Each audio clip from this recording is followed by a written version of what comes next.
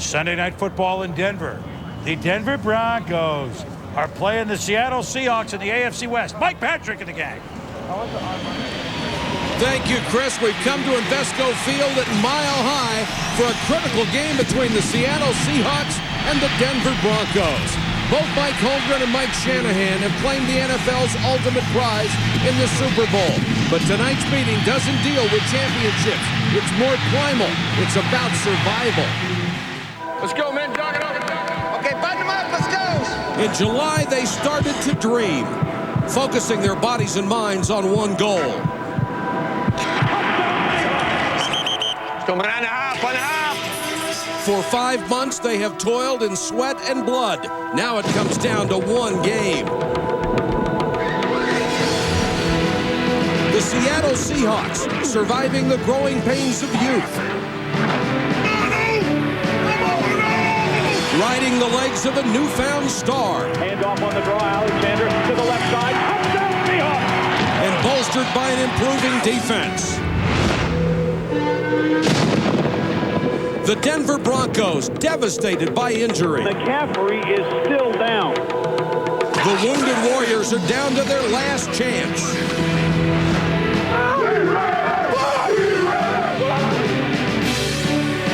One game, the winner can continue to dream. The loser faces a long, cold winter.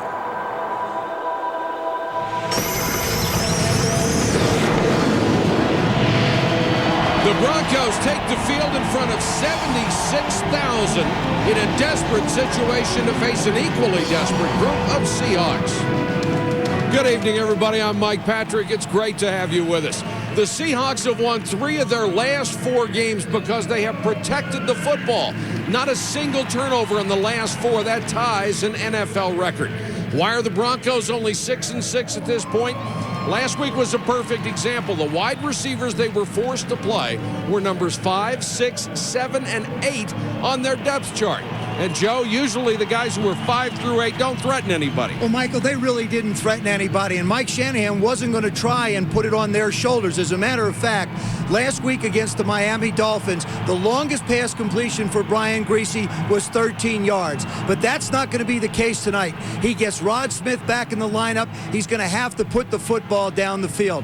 Brian Griese last week wound up throwing a fourth-quarter interception that he really felt like cost his team the game. He apologized to them. There's no room for apologies tonight for Brian. He's going to have to step up, throw the ball down the field, because that's the best chance the Broncos have of beating the Seattle Seahawks. Now, Paul, over in Seattle, there are no apologies because they've got some pretty good backs that don't need to apologize to anybody. Joe, even though 5-time Pro Bowler Ricky Watters is healthy tonight, Sean Alexander will get the start, and deservedly so. When Ricky Watters went down 10 weeks ago, Sean Alexander did everything the Seattle Seahawks asked him to do. In fact, if he gains 19 yards rushing tonight, he's got 1,000 for the season. He is the only running back that gained over 100 yards against this Denver Bronco defense this season. So if the Seattle Seahawks have a chance to win this football game tonight, Sean Alexander has to have a big night. All right, thank you, Paul. When we come back, Susie Colbert talks with Broncos head coach Mike Shanahan. Hey, listen up, man. This is do or die for us. We all understand this is a playoff game. They're in the same situation we are. It's whoever wants it more for 60 minutes. Win on 3. 1, 2, 3. Win. Here we go, baby. Go. Log on to ESPN's Enhanced TV to win a trip to Hawaii and a chance to call a play at the Pro Bowl. To find out more, go to ESPN.com or NFL.com and play now. Welcome back to Denver, where the playoff picture isn't too bright for the Broncos. The Steelers, the Raiders, and the Dolphins are the division leaders, and the 3 wild cards right now belong to the Raiders, the Patriots, and the Jets at 7-5. Seattle just a half game back. Denver is 1 game out. And Susie, Mike Shanahan says the math is easy. Win the rest or forget it. And Mike, that's a departure from the usual 1 game at a time. How daunting to win the rest. I just got to worry about this game. This is like a playoff game to us, and we got to find a way to get the job done. Simply stated, your players have said the last time you faced Seattle, they kicked your butt. What went wrong, and how have you corrected it? Very well put. They beat us in all phases, and we got to come out, be more physical than we were last time, and hopefully we'll put a good one together. Injuries have killed the offense. How have you helped Brian Griese to deal with the lack of continuity? He's clearly been frustrated. Well, some of these young guys got some experience over the last 2 or 3 games. We're getting better, so hopefully we can put some points on the scoreboard. Good luck tonight. Thanks. Mike? All right, Susie, Mike Holmgren has a half-game advantage over Mike Shanahan for that possible playoff spot. The math for him is about the same, win or else. No need for all the talk, all the hoopla. You know what we got to do, talk is cheap. Talk with your hat, baby.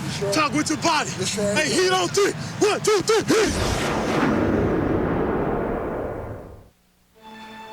Troy, I know you got out for a reason. You're worried about getting hurt.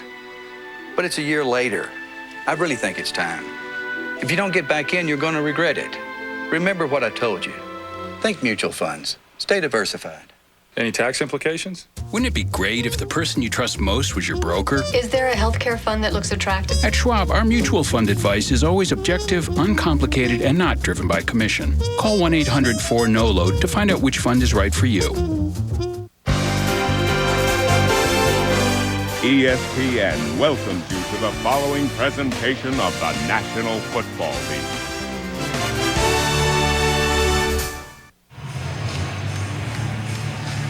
We're at beautiful new Invesco Field at Mile High in Denver. And the Broncos will kick off. That's Jason Elam. Actually got a tip from Steve Lindsay, his competitor in training camp. Said it gave him a lot more boost on his kickoffs. Well, the altitude doesn't hurt either. No, it doesn't. But he's been here a while. Up here for a while. Charlie Rogers out of Georgia Tech, averaging better than 21 yards a return. Will be the deep man. He's back there with Kerry Joseph.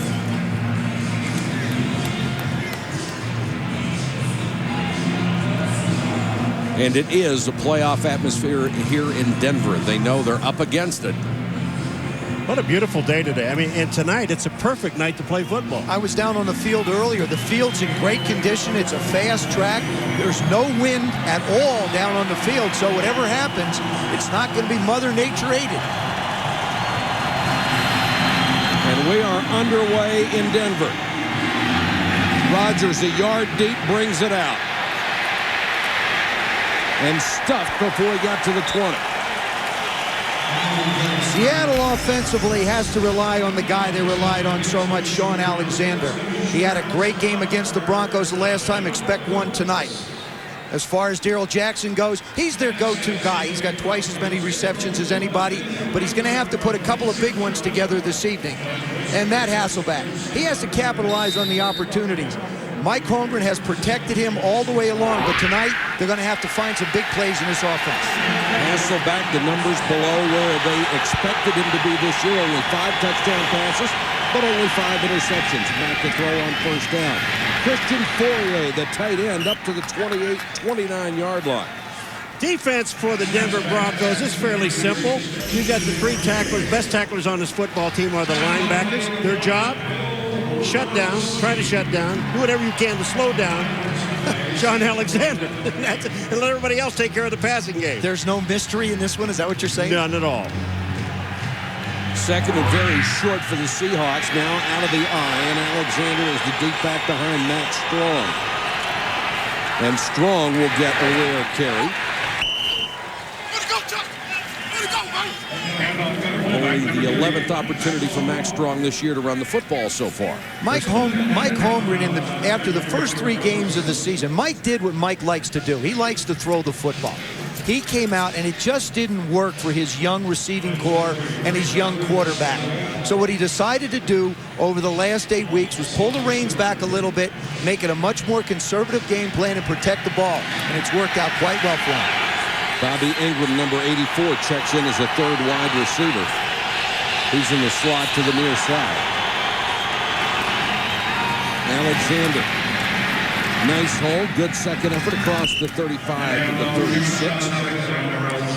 Last time we saw Shaun Alexander, he was killing the Raiders. 266 yards rushing. And that was the 4th best rushing performance in the history of this football league. A little bit like Priest Holmes did today. Absolutely. Well, you know, the one thing about Shaun Alexander, though, he is for a young running back, he's very patient. And he's got great vision. He sees it all. Came into the weekend 4th in the NFL in rushing. Is on the verge of 1,000 yards. Romanowski turned the play back in, and Denver didn't give him any space that time. Trevor Price was waiting for it. Already you can see the difference in this Denver Bronco defense. Early in the game, the last time these two teams played, Sean Alexander broke a big one. They felt like the linebackers just didn't play very well. Bill Romanowski said, I've worked harder to get ready for this one than one in a long time. There he fights off the block and waits for a little bit of help from his friends. 3rd and 6 for Seattle on the opening possession, and Romanowski comes out in the nickel. Ricky Waters checks in. He'll be the 3rd down back tonight. And Ricky gets the toss to the outside following Big Waller Jones. He'll be stopped about 3 yards shy of a 1st down. It's nice to see Ricky Waters back in action. He's hurt after the first 3 games. He's going to have a tough time getting his starting job back with what Sean Alexander has done on this ball club. Well, and I think what Mike Holmgren has done is very admirable. This guy here means an awful lot to this young Seattle team. He provides so much enthusiasm and energy that you almost have to get him on the field somehow. He's still a great back. Fiegels, who is playing his 220th consecutive game, a record for a punter, will kick to Delta O'Neal, 4th in the league in returns. Contact, the flag is down. And I'm going to tell you what, they're going to pick up this flag because he was blocked in to the receiver. Bernard Walker, number 27, was back, and I think he is the one that just knocks. Watch this. 27 is Walker. Watch him. He's just going to push. Bannister is the guy who hit O'Neal, and he didn't have a chance. Neither did Bannister. No. And neither one of them had a chance. So they're going to pick this up. There is no foul for running into the receiver of a catch. The kicking team, receiving team blocked the kicking team player into the receiver. Therefore, it is no foul. 1st and 10, Denver. Actually, it should have been a foul on Denver for the block in the back, but they missed that one. Denver and Brian Greasy will have the ball when we come back.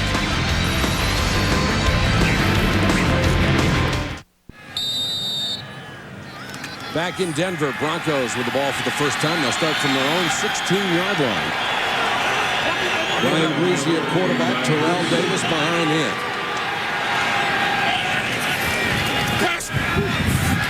Greasy looking for Rod Smith and has him up at the 23.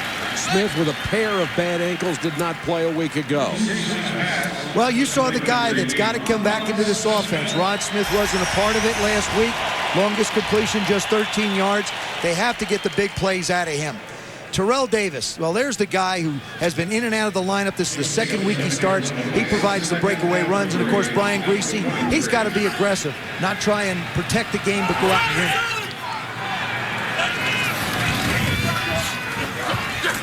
Greasy, good protection. Too far for Smith. For more on Rod, let's go down to Susan. And Mike, I talked to Rod during warm-ups. He was out very early trying to warm up those ankles. He's not exactly doing cartwheels, but he says the ankles feel okay. He's making cuts, but said don't expect too many. Maybe one cut and straight down the field. Expect more go routes from Rod tonight. And they're just so desperate to have him on the field. As Joe said, he's the guy that provides the big plays. Even after the week off, he came into the weekend 2nd in the NFL in receiving, 3rd in yards, already over the 1,000-yard mark. Seattle jumps, perhaps Denver moved. We'll check it. Jeff Triplett, our referee tonight. Prior to the snap, false start, 89 offense. 5-yard penalty, remains 3rd down. Dwayne Carswell, the tight end. You know, watching Rod Smith warm up, it's his left ankle that's the problem. He hurt the right one in the Dallas game. It's his left one that's really been the problem for him. And as a quarterback and a coach, you want to be able to make sure that he can cut off his right ankle. So look for posts from the right side and outs from the left side so that he can use that right foot, that right ankle, as something to drive off of. I think the left one's just too weak. 3rd and 8. Smith went in, Greasy threw out, and here comes the punt team. And here come the boos. I mean, no boos in the first series of downs. I don't care where you are. You take one week off and things change. Left side of the screen. Greasy goes back, gets the coverage he wants. The only problem is Rod Smith's going in, ball's going out.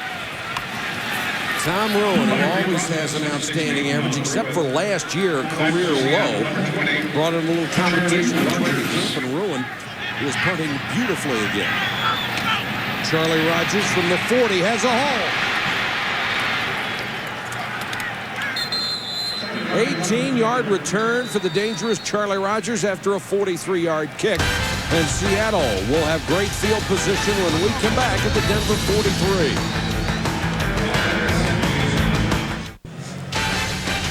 ESPN Sunday Night Football is brought to you by the Intel Pentium 4 processor, the center of your digital world, by Toyotathon 2002. Password value, get the feeling. And by 1010-220. Dial it and all calls up to 20 minutes are only 99 cents. And those are the Broncos Super Bowl trophies from Super Bowl 32 and 33 when they beat the Packers and the Falcons for Mike Shanahan. Established his legend early here in Denver. Ricky Waters, the single setback on 1st and 10. Pass it back to throw, now under pressure. And gets out of bounds after picking up about 7 yards. Michael, I tell you, this just shows the agility and the patience of this young man. What's happened to him during the course of this year? At the beginning of this year, he would have thrown that ball into coverage and might have been intercepted. But take a look what Matt Hasselbeck does here. He pulls the ball down. Now he's still looking downfield. He wants something to happen. He can't get anybody open, so he picks up 7 yards on the play. Even though he's in his 3rd year, there are a lot of rookie-like attributes for Matt Hasselbeck because he never got an opportunity to play in Green Bay. If you're behind Brett Favre, you never play.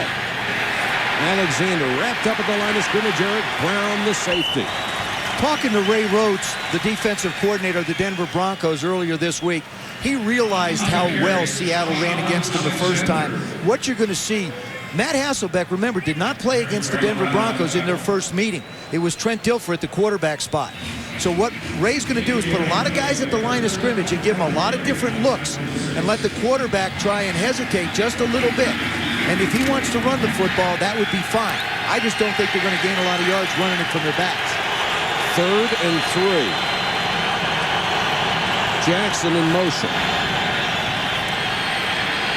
Hasselbeck in the flat, Alexander, and again, it's Eric Brown, and the pass is incomplete. Brown did a nice job flying up from the secondary to be there in coverage. Well, we talked about the linebackers are the leading tacklers on this team. Well, Eric Brown is 4th, and that's you just saw a classic example. He gets those last 2 tackles.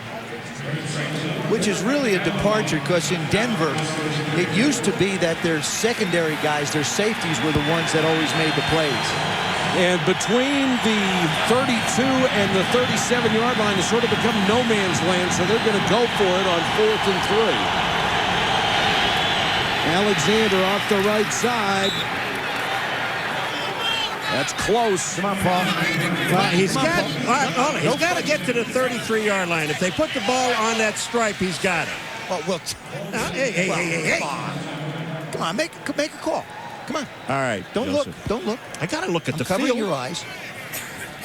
Well, you're looking at the monitor. I think he misses it by about 2 inches. I think he misses it by 2 inches. Watch the 1st and 10 line. He's an inch short. 1. Nice defensive stand by the Denver Broncos. They take over on downs.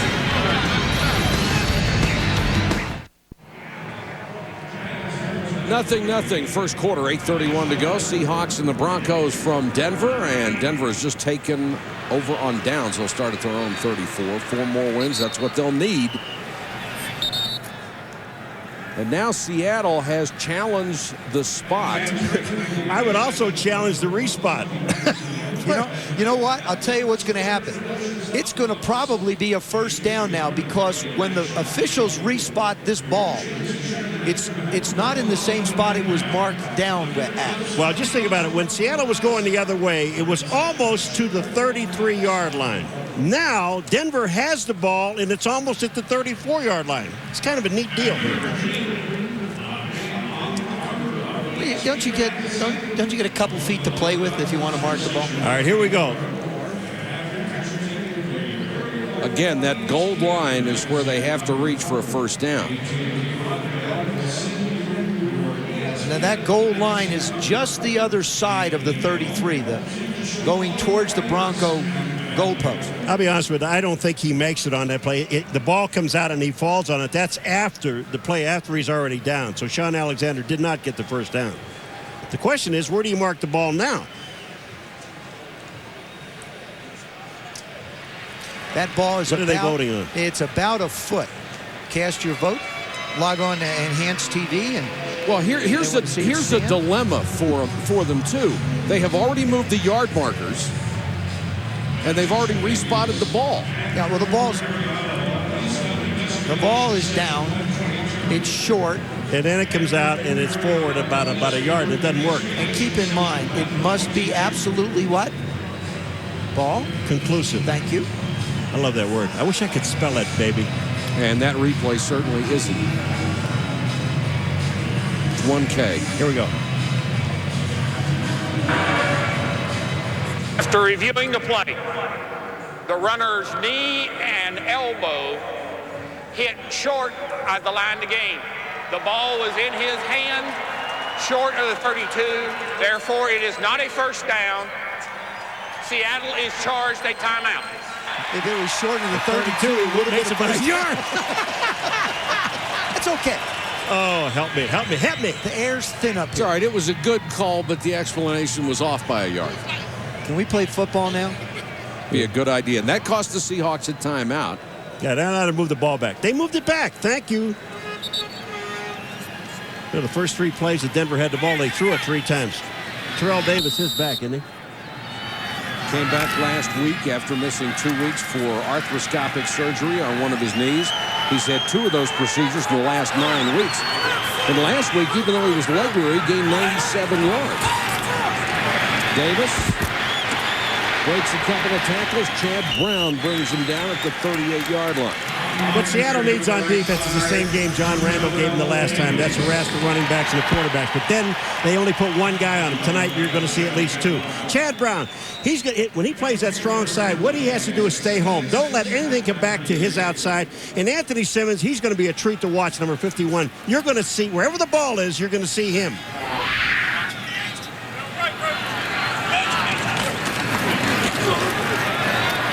Davis again for a couple. Paul, you mentioned John Randall. In the first meeting, watch John Randall against Dan Neal. There he is, number 93, making the tackle up the middle. Now he's going to put pressure on Brian Griese. This is just pushing Neal right back in, shoves Griese to the ground with 1 hand. There he is, lined up just a little bit wider again. 1 guy around Neal makes the sack. Talking to Mike Shanahan yesterday, Michael and I were sitting there, and he said, if you happen to see John Randall blocked by 1 guy, it's a mistake. It's going to be a mistake. 2 guys were blocked. Now he's on the outside. 33, blitz coming. Smith, that's a first down at the 46. Ken Lucas, the rookie who's playing for the suspended Sean Springs, made the tackle. It makes a huge difference, and I don't care if you've caught 100 balls. If you miss an entire week of practice, like Rod Smith has, there is a problem with timing. We saw that in the first series of downs. But on this play here, look at the perfect timing. Griese to Smith. Absolutely perfect. Chris Cole and Scotty Montgomery are the new wide receivers, and Davis with a carry. Brought down by Chad Eaton, the free agent they got from New England this year to help in the run stopping. Davis, when he is healthy, is as good as anybody in the game. The problem is he's had a tough time staying healthy. And by his own admission, he's not there yet. He feels a little bit like this is preseason for him. It's the 2nd game to start. He told me Friday he feels a little bit stronger, a little bit better, but he's not there yet. And he's lived off the Seahawks. Mike Anderson is in to give Davis a blow right now. On 2nd and 7. He's a short set. Cole with the catch, and he's to the Seattle 39-yard line. 7th catch of the year for Chris Cole, a third-round draft choice a year ago out of Texas A&M. I think one of the things you have to do is get up on these receivers and get up a lot closer. Look at Greasy. He's taking a 3-step drop, turning and firing the ball. Cole is there now. I understand that Kenny Lucas, the rookie, slipped, but you've got to be up on these receivers. He hasn't even attempted to go deep yet. Greasy, 20 touchdown passes. Only had 4 picks a year ago, has 14 this year. Short out again, this completion, and they are really picking on Lucas. They go to Desmond Clark, the tight end, for his 46th catch of the year. He's number 3 as far as tight ends are concerned. Something to keep in mind. The Seahawks keep their corners on the same side. You saw Rod Smith make a catch. Then you saw Chris Cole make a catch in front of Lucas. Now you saw Clark make one. See, it's tight end, it's wide receiver, it's wide receiver. He's just playing the corner. They're throwing everybody they can out in front of him. Now it's Rod Smith's turn again.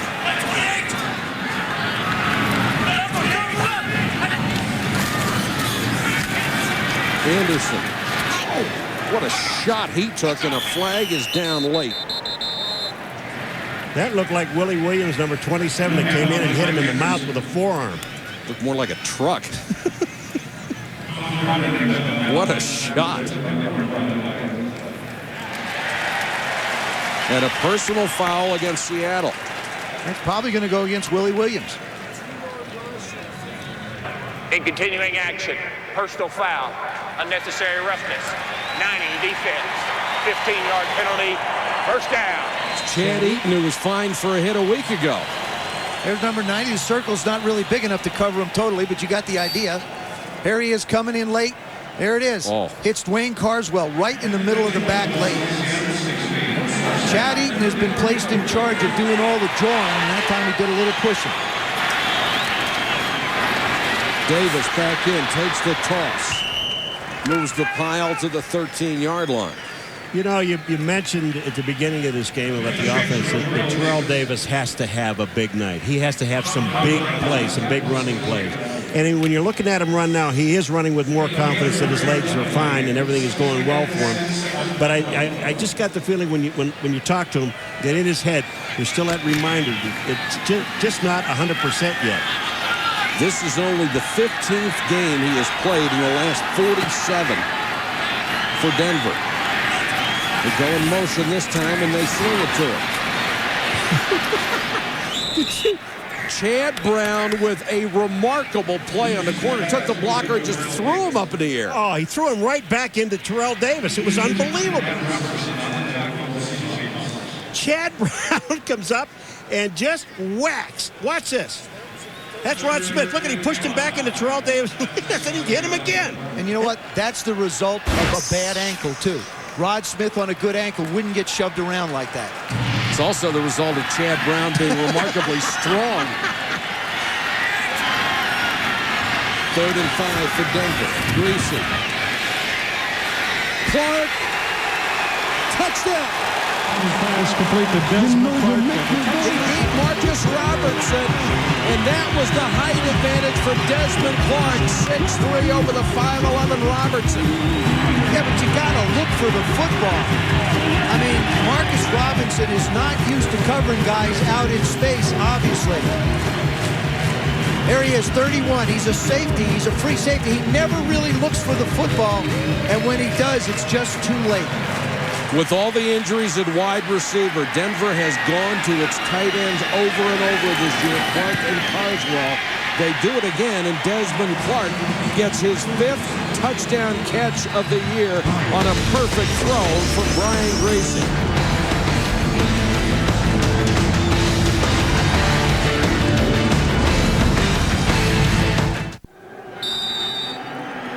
Seattle down 7-0. Seahawks have the football at their own 26-yard line.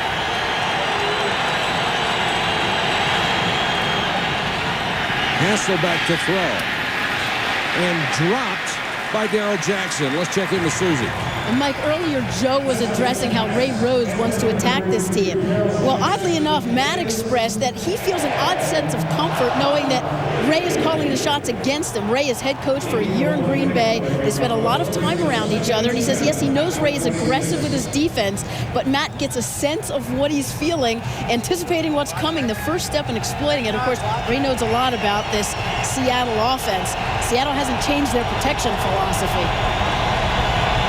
It's always a battle of wits when you have veteran coaches with backgrounds like that. Hasselbeck throws behind Jackson again into double-team coverage. That ball was tipped at the line of scrimmage by Pittman, number 95. Kavika out of McNeese State. If you look on the left-hand side, look at number 95. Now watch him go up, and he's going to tip the ball. He goes, looks like he's coming. He goes up in the air and then tips that ball away. Nice play. That's part of the zone blitzes. You bring a linebacker, you drop it in. Ricky Watters in on third down. Flags are down. Hasselbeck rolling away from pressure. Throws underneath, and that one's complete to Fourier for a minimal gain. This was a freebie because Denver, I think, is offside.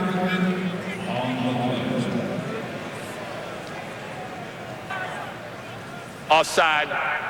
Defense. 93 lined up in the neutral zone. 5-yard penalty. Price, remains third down. The two-time Pro Bowler was offside. You think that's offside? Their face masks are locked together. That's a slight advantage.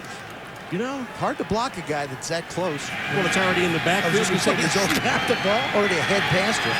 So it's 3rd and 5, a new life for Seattle.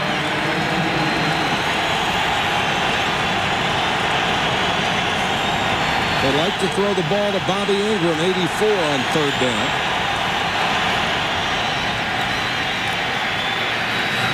Oh, wide open downfield was Jackson.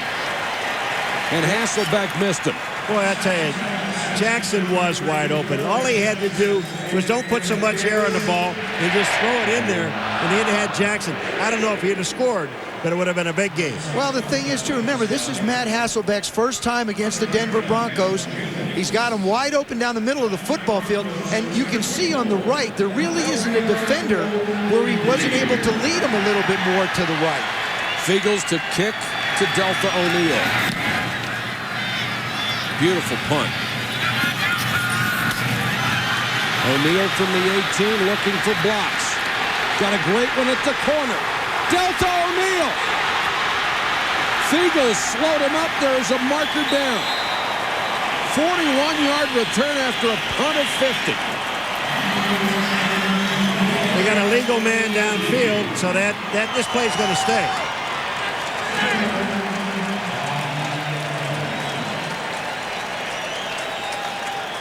Couple of great blocks on this return. A good job by Fiegels.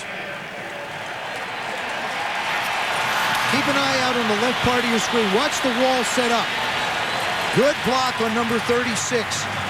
Now Delta, what a terrific job by Fiegels, just holding a position and allowing help to come and make the tackle. Those 1:59 to go first quarter. You were going to say about punters? They're getting better at tackling. All guts, aren't they? They're out almost every day hitting each other.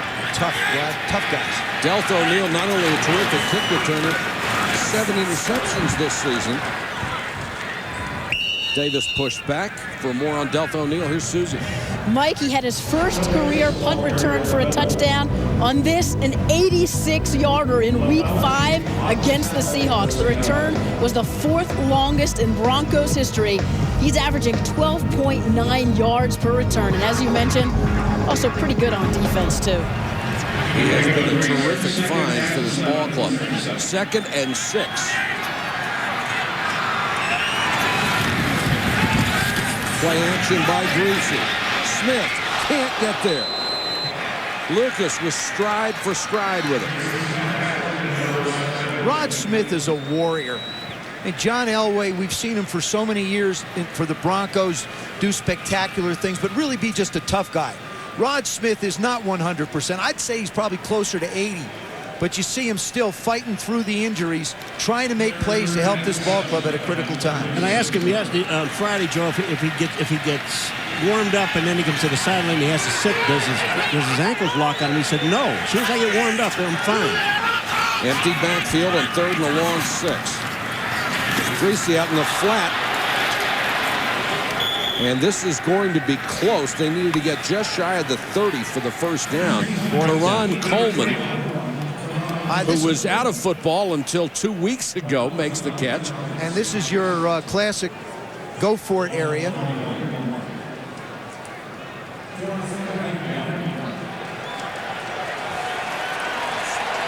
And the Broncos are going to go for it on 4th and 1.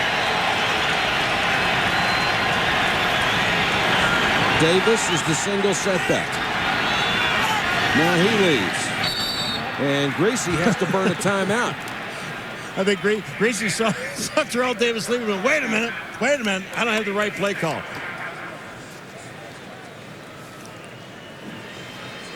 Monday night at 9, the Colts travel to Miami to face the Dolphins on ABC's Monday Night Football. And then next Sunday night, Jerome Bettis, the Bus, and the Steelers battle Ray Lewis and the Ravens on ESPN Sunday Night Football at 8:28. Think there'll be a little hitting in that one? Oh, man. Greasy talking with Mike Shanahan and Gary Kubiak, the offensive coordinator. Here are the updated standings. Pittsburgh now 10-2. Baltimore 2 games back, so that one's going to be critical for both of those clubs. Baltimore having a bye this week, getting a chance to get a lot of people back healthy. They expect Sam Adams back to help them out, so good time to get a bye. Oh, it's a perfect time to get a bye. Oh, and when you look at that, that's the standings. The Cleveland team beat Baltimore twice. That's amazing. 4th and 1. Not an empty backfield this time, and Davis lowers his shoulder and has the first down at the 30-yard line before he's gang tackled. I think that might have been the play that Greasy had called before when Terrell Davis left. He said, wait a minute, if you leave, I don't have anybody to hand the ball to.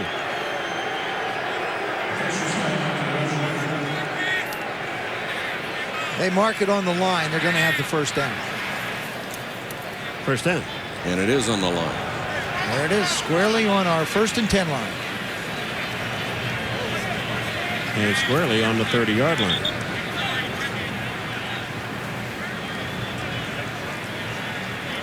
Mike Shanahan anxiously watching the chains coming from the far side.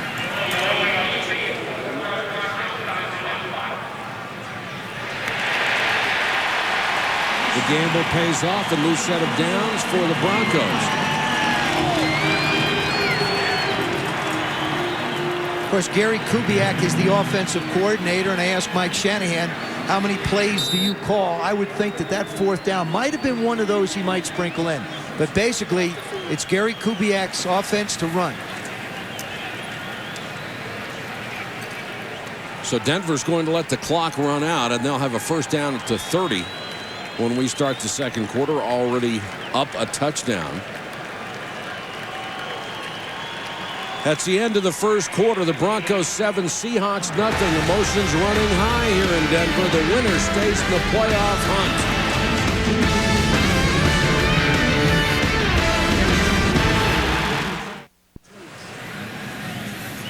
Broncos on top 7-0 as we start the second quarter here at Invesco Field in Mile High. Just a beautiful stadium. But it's been a disappointment for the Broncos because they committed this game at 6-6. Seattle 6-5, both fighting for their lives here to stay in the playoff race.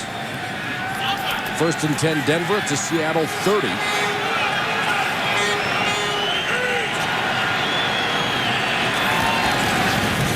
Greasy, quick shot.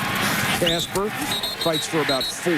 Joe mentioned at the beginning of this game about John Randall to be a mistake if there was only one guy blocking on him. Well, here you're going to see the double teams, and sometimes there's 3. John Randall's 93. Watch this. He's double teamed. You're going to see him double team again. Now watch him slide to him. Even the center slides to him. John Randall again, another double team. That's respect. Yeah, but I'm going to tell you what, he still gets upfield. Yeah, but that's respect. But he's not getting in Greasy's face.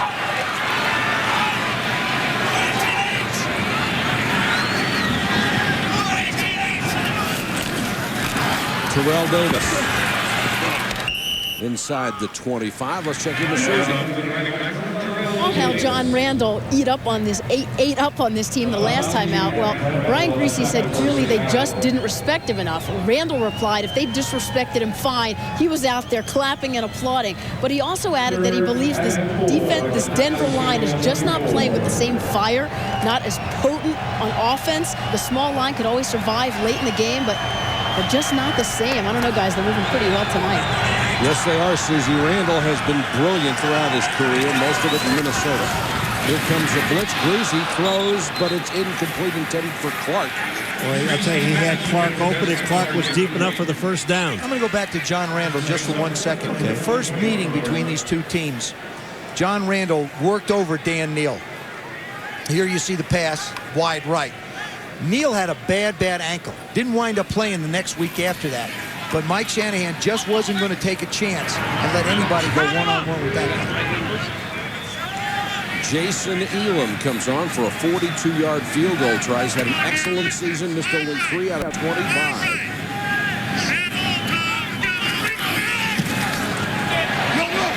And just got it inside the right upright. So a 42-yard field goal increases Denver's lead to 10-0. They played very well early in this game. Hi, I'm Chris Berman. You want to join us at halftime. 5 games on this day between teams above 500, including the 9-2 Rams hosting the 9-2 San Francisco 49ers. And a big battle in the NFC North between the Packers and Bears for first place. Their 8 millionth meeting. And the Jets and Steelers. Another big AFC battle. We'll have it all for you, Mike, at half. All right, thanks, Boomer. Not much of a scoring drive. 8 plays, 16 yards. Well, the 2 big plays in this game so far have been the 4th down play. Seattle went for it, didn't make it. Denver did and did make it. Rodgers from the 3. Again, stopped shy of the 20. Good coverage by the Broncos. One of the things Mike Holmgren talked about coming here on the road, he said, we have to match the Broncos' intensity through the first quarter of this football game. Well, they've been pretty close at it. I think the Broncos really have the edge from an intensity level, although Seattle has had some opportunities. Matt Hasselbeck missed one down the middle to Darrell Jackson just in the last drive.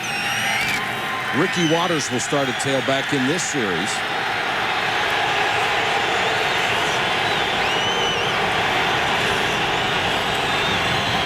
Watters on the toss. Oh, what a great play by Romanowski.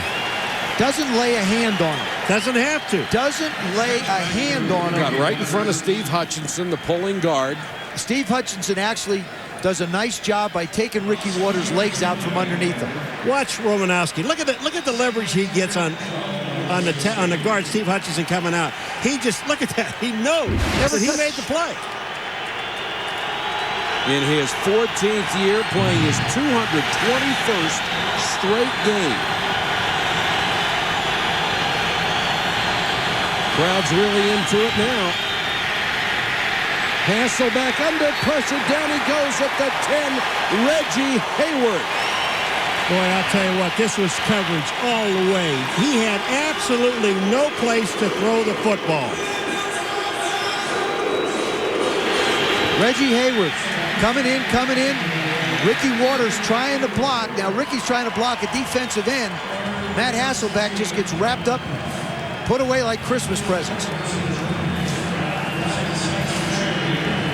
Romo, part of that linebacking core that you alluded to, Paul. And boy, this has been a good defense. They're number 6 against the run, number 6 overall, and they have held Seattle to 21 yards so far in this game. Hasselbeck throws a strike this time out to the 31, Corin Robinson. 19-yard gain on 3rd and long, and the best throw of the night for Hasselbeck. 2 things happen. You throw a great ball and you get protection, and the guy runs the right route. I think it was important for Matt Hasselbeck in this game, too, because a lot of bad things have been happening. Overthrows, getting sacks. You could see his body language start to show his disappointment. Now that lifts him right back up, he's right back in the ballgame. Mike Holmgren says Robinson cutting down on his drops, getting better as the season goes along. And movement everywhere. Left guard, left tackle. False start, 76 offense. 5-yard penalty, remains first down. Steve Hutchinson, the rookie out of Michigan, who was the 17th overall pick in the draft. Mike Holmgren likes him a lot, and he should be a fixture with Walter Jones on that left side. Two other rookies starting this year from Michigan, Jim Backus with the Lions and Maurice Williams with the Jags. All three of these guys have played every game this year. Michigan puts out some pretty tough cookies. Says something about him, doesn't it? 1st and 15. Sean Alexander in the tailback. He has yet to get on track. Draw play here. On 2, Alexander gets out to the 35-yard line. Now we'll check the marker. And Bobby Ingram giving the official an earful. It may be his penalty. And this is a big one, 15 yards. Well, he pointed against the Broncos. It's against the Broncos. That's why I pointed at it. Yeah. So maybe Ingram was the offended Personal player. foul. Face mask. 15 yards, number 53 in the defense. Romanowski. Automatic first down.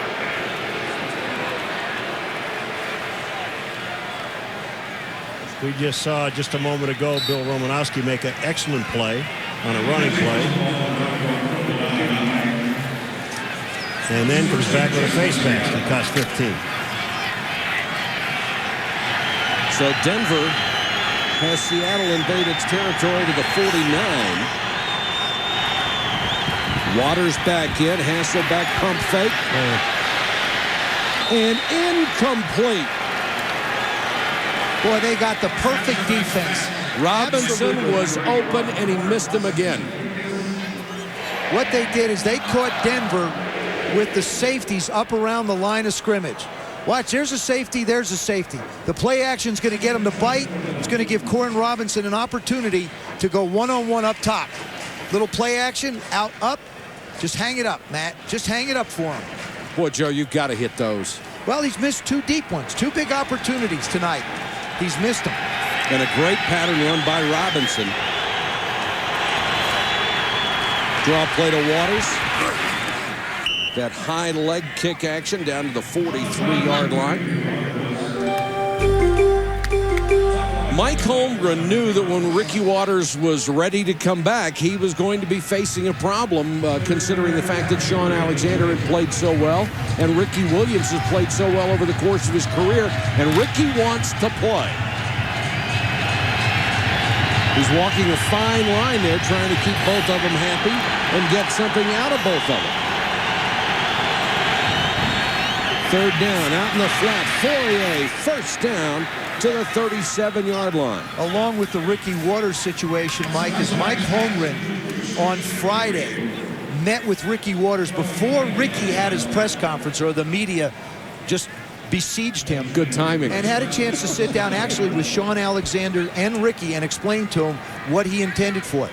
Sean totally understands that Ricky has to play because he feels like Ricky can help them down the stretch. Couldn't find a better guy than Mike Holmgren to handle stuff like that. He and Mike Shanahan, 2 of the truly nice people and successful people in this business. Hasselbeck throws to the sideline, and it's out of bounds. Robinson couldn't get the feet down. Let's check in with Susie for more on Ricky Waters. Mike, here's what both players said about that Friday meeting. First off, Sean said it's a misconception that Ricky isn't a team player, a class guy. He's nothing but class. Yes, Ricky was vocal and emotional, but he was just being honest with he and the coach, and it wasn't uncomfortable. Ricky told me before the game, yes, he's a warrior, he wants to play, but he believes that most teams would have put a player who's been out 9.5 weeks on IR. It showed him they truly believe in him, and they wanted him back, and they want him playing. Susie, if you show a player loyalty, you've got a guy who's going to stick with you in the long run. Waters down to the 30. It'll bring up about 3 yards for a first down. The one thing about Ricky Waters is he explodes. When he sees the hole, watch this. Look at his eyes. Look at the intensity in this guy. And watch, he sees the hole. Bang, he's in it. And when he gets his shoulders square, you're not going to put an arm on him and bring him down.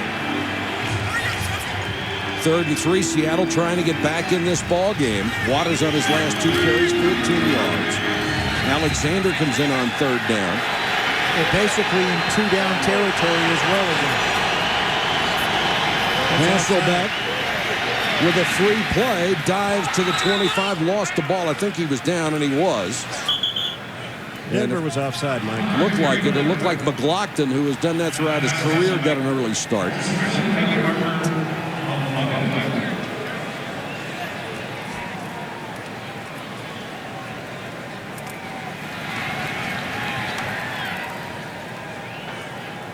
Offside, defense, 91. 5-yard penalty. Result of the penalty, 1st down.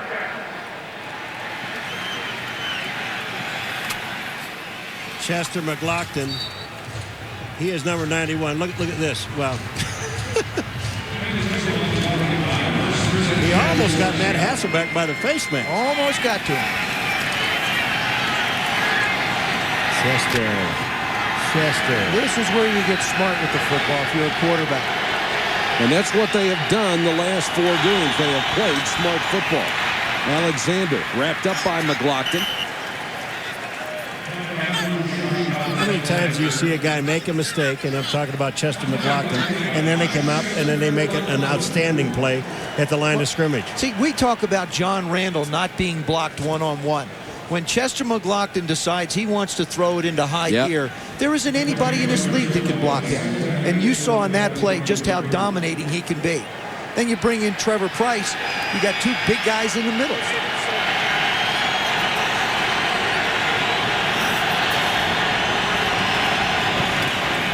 Hasselbeck wants a screen, and it's intercepted by Chester McLaughlin. Right into the hands of the defensive tackle who was dropping back off the line. The first turnover in 4.5 games for the Seahawks, and a terrible decision for Hasselbeck.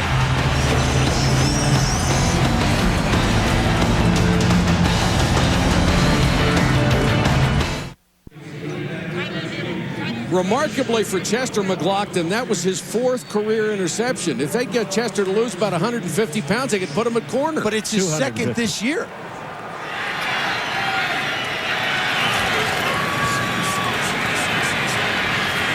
Greasy with a bullet to the 31. That's a 1st down to Rod Smith. I got to show you this interception. That's Chester McLaughlin right there. That's Bill Romanowski.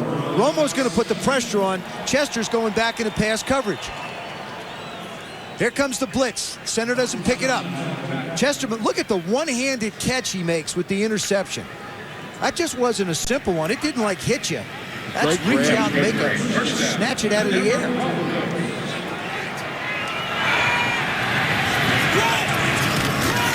Blitz coming, they run away. Davis pushed out of bounds, but not until he reaches the 36-yard line. Good block by Trey Teague, the left tackle. One of the things that happens when you're coming on a blitz and you're a linebacker and you're coming to the inside, that means the defensive end has to get back to the outside. Look at Chad Brown. He sneaks up and he goes inside. Now, when he sacrifices himself there's got to be a defensive end to the outside to take the containment, which there was not on that play. Nice cut block by Lenny Friedman. Playing with a sprained knee. Nothing on this one. Paul, didn't you say that all you need to do is find the ball and you're probably going to find Anthony Simmons around it? There was a classic play right there. He had 13 tackles a week ago against San Diego. Outstanding defensive game. He's out of Clemson. The perfect complement to Levon Kirkland in the middle and Chad Brown. A guy who can just flow from sideline to sideline. Kirkland in there, you don't get a whole lot up the middle.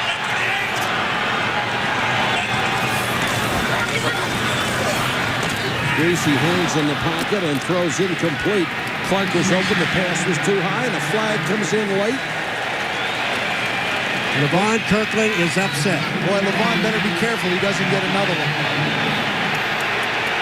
They're going to call him on a personal foul. Roughing the passer. Levon Kirkland is on the blitz, number 99. Watch him come up the middle.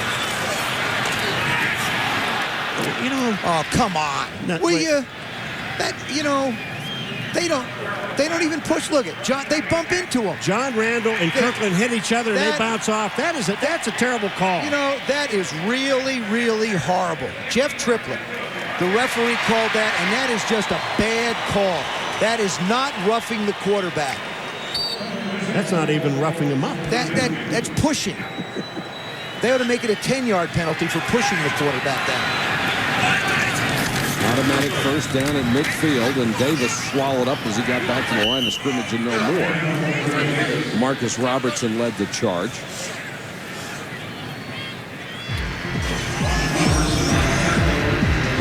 Terrell Davis, first 4 years, 6,400 yards rushing. Because of the injuries, he's been limited to 870 in the last 3 seasons. But look at that. The first 4 years, just 3 games missed.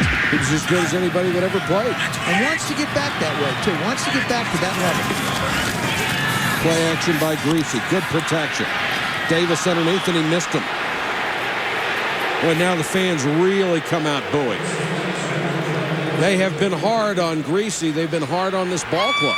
Well, you know, Gracie was asked a question about the pressure with John Elway and being in the shadow of him all the time. And I love the way he answered. He said, wait a minute. My father played professional football. He's in the Hall of Fame. You want to talk about pressure? When I was in college, that was pressure. He said, this is fun. Yeah, I think there is pressure. If you're a Denver Bronco quarterback and you come in after John Elway, there's going to be all kinds of pressure because of what John has accomplished here. But I think he's been able to handle it. He has handled it well. Well, he led the league in passer rating a year ago, went to the Pro Bowl.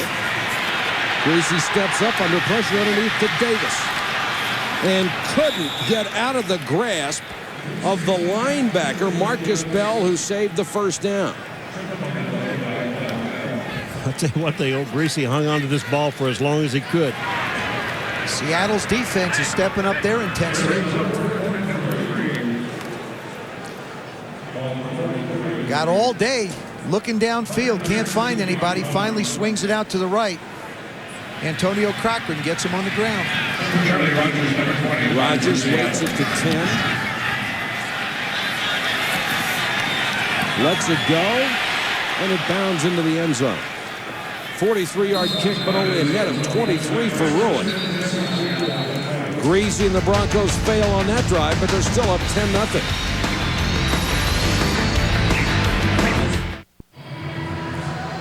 Seahawks offense not posting any decent numbers. Hasselbeck is thrown for only 34.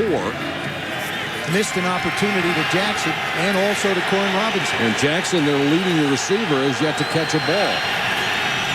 Blitz coming. They pick it up well. Hasselbeck behind the intended receiver, Corn Robinson. Well, if you want to see one of the reasons why Hasselbeck is having some problems in this Seattle Seahawks offense, here's the Bronco defense, what they've done tonight.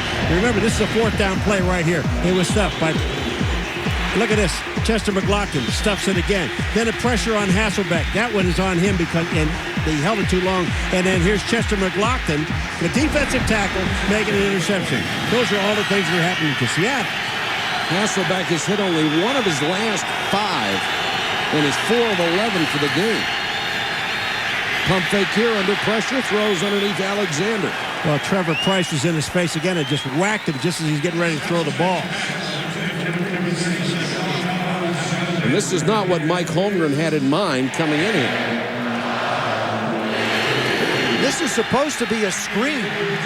The thing is you're a quarterback, you pump and give a little ground. That time, Trevor Price closed the ground quicker than Matt Hasselbeck could give it.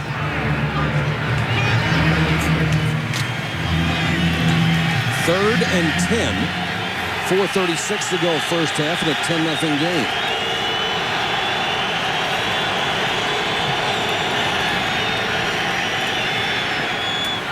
Hasselbeck goes out in the flat. The catch made by Bobby Ingram. Bobby Ingram's 6th year in the league. Had some really productive years in Chicago. But one of the things with Matt Hasselbeck, though, I mean, he's got guys open. He's just not getting the ball to him. He doesn't look as comfortable as I've seen him in the pocket. There's a degree of uncertainty. Susie talked about him, getting a feel for Ray Rhodes. Well, he doesn't have the feel yet, I can tell you that. They have switched up their blitzes very, very well on defense. Alexander back in on 1st and 10, and he'll get the carry. Runs into his own man and then makes something out of it up to the 38-yard line. And Sean Alexander tonight becomes the Seahawks' latest 1,000-yard rusher. Boy, he really, I said about it at the beginning of the game, he's really stepped up when Ricky Waters went down. I mean, this guy stepped up for this football team. Came into the weekend 4th in the NFL in rushing. And in Seahawk history, Kurt Warner, Chris Warren, Ricky Waters, who did it the last 3 years, and now Sean Alexander. Now keep in mind, he's done this in 9 games, basically 9 starts. Seattle really needs something out of this drive. Hasselbeck under pressure, and down he goes, Trevor Price. I'll tell you, Chris Gray almost tackled Trevor Price. He had no chance to block him. Could it be the number 93? Because John Randall in the first game for Seattle wears number 3, and Trevor Price wears 93. He just blows right by Chris Gray. Been to 2 straight Pro Bowls. Was a linebacker at Michigan, transferred to Clemson. Had 1 year at defensive end. He's been a tackle in the pros, and a great one. 3rd and 12. Hasselbeck down the middle. Jackson took a shot from Eric Brown, but hung on. What a throw and catch. Well, it's the same play that they had earlier in the ball game when Jackson ran right down the middle of the field. They caught him in what's classically a double zone. The corner's up, the safeties taking each a half. Perfect throw. The perfect throw that time. And does a good job of hanging on to the ball after he takes that shot. First catch for the second-year wide receiver out of Florida who leads the ball club.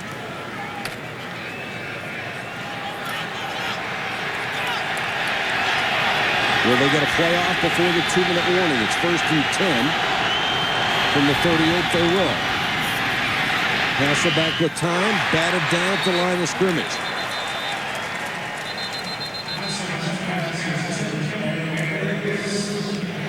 And we have reached the 2-minute warning officially at 1:57 in Denver.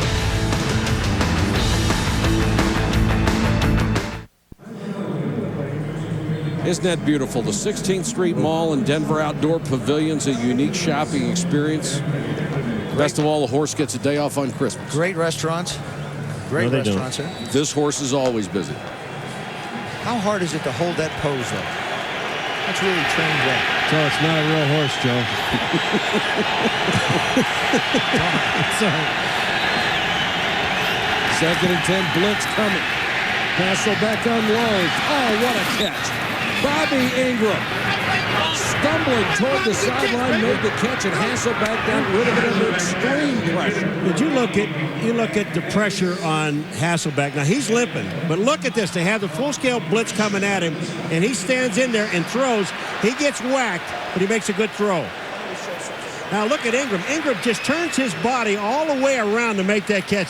Most importantly, make sure he gets his hands on the ball, then worry about staying in bounds. And Robbie Tobeck did a great job on the blitz. He actually picked up 2 guys, one to his left and one to his right. Alexander, nothing there. Clock running, 1:44 and counting. Reggie Hayward was in on the tackle for Denver.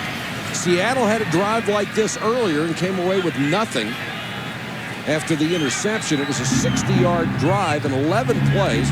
Took nearly 6 minutes off the clock. They came up empty. Their receivers have made some big plays in this drive, though. Matt Hasselbeck hanging in real well. Seattle's got a little hop in their step right now. Coming out of the huddle. 10th play of the drive coming. Hasselbeck changing the play.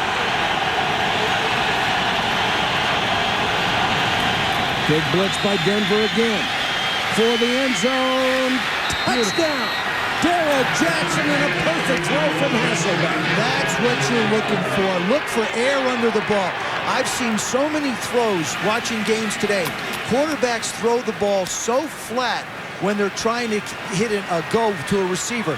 Put great trajectory on this ball. Joe, you were talking about the recognition of the defense. Hasselbeck obviously knew what that defense was intended to do, changed out of the play. Could see everybody at the line of scrimmage. Perfect pass to Darrell Jackson. Fourth touchdown catch of the year for Jackson. Ryan Lindell for the point after. And Denver is closed to within 3 with 1:05 to go in the half. Or Seattle is closed to within 3, and that was a huge drive for the Seahawks. On game day, access NFL.com for up-to-the-minute stats and live radio coverage. NFL.com. ESPN Sunday Night Football is brought to you by Nike, by Fidelity Investments. We can help you see yourself succeeding. And by new Campbell's Chunky Homestyle Classic Soups. Listen to your mom. They fill you up right. That's the beautiful city and county building of Denver in downtown, lit up for the holidays. It doesn't even look real, does it? I did a beautiful job on it. Looks like a painting. That doesn't look real either. It's like my front yard. This guy there just came in from the mountains. That guy? No, fortunately. You have a guy in a Denver Bronco jersey in your front yard? We have a restraining order on him. Chris Cole, a yard deep. And Cole swallowed up at the 17.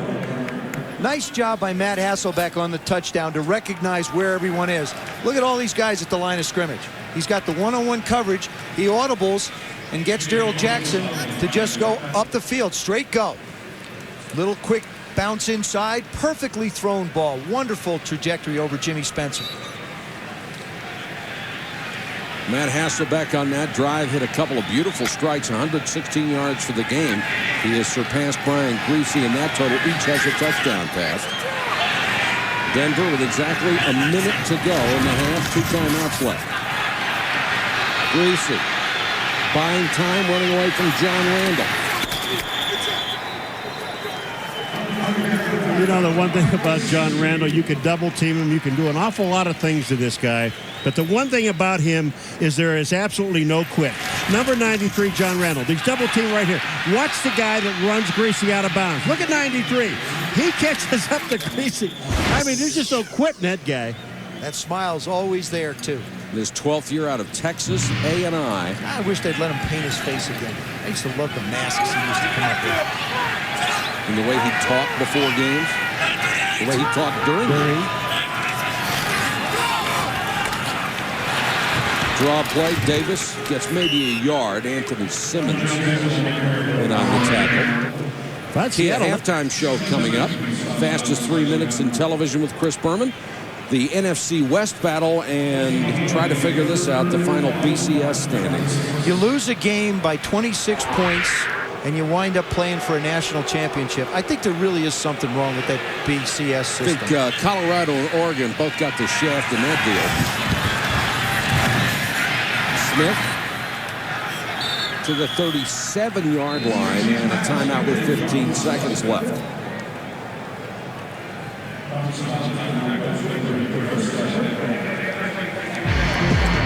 Rod Smith back in the lineup tonight for the Denver Broncos. Been a big part of what they've done. This was the first pass he caught. Getting a little bit looser. Little quick one for a first down. Here's the last one. Working off. He looks like he's starting to get a little bit more comfortable running on those ankles that are sore. 4 catches tonight. They've thrown to him 5 times. He has 86 grabs for the season. He's got a chance to break Ed McCaffrey's franchise record of 101. There's a guy that on Thursday could hardly walk.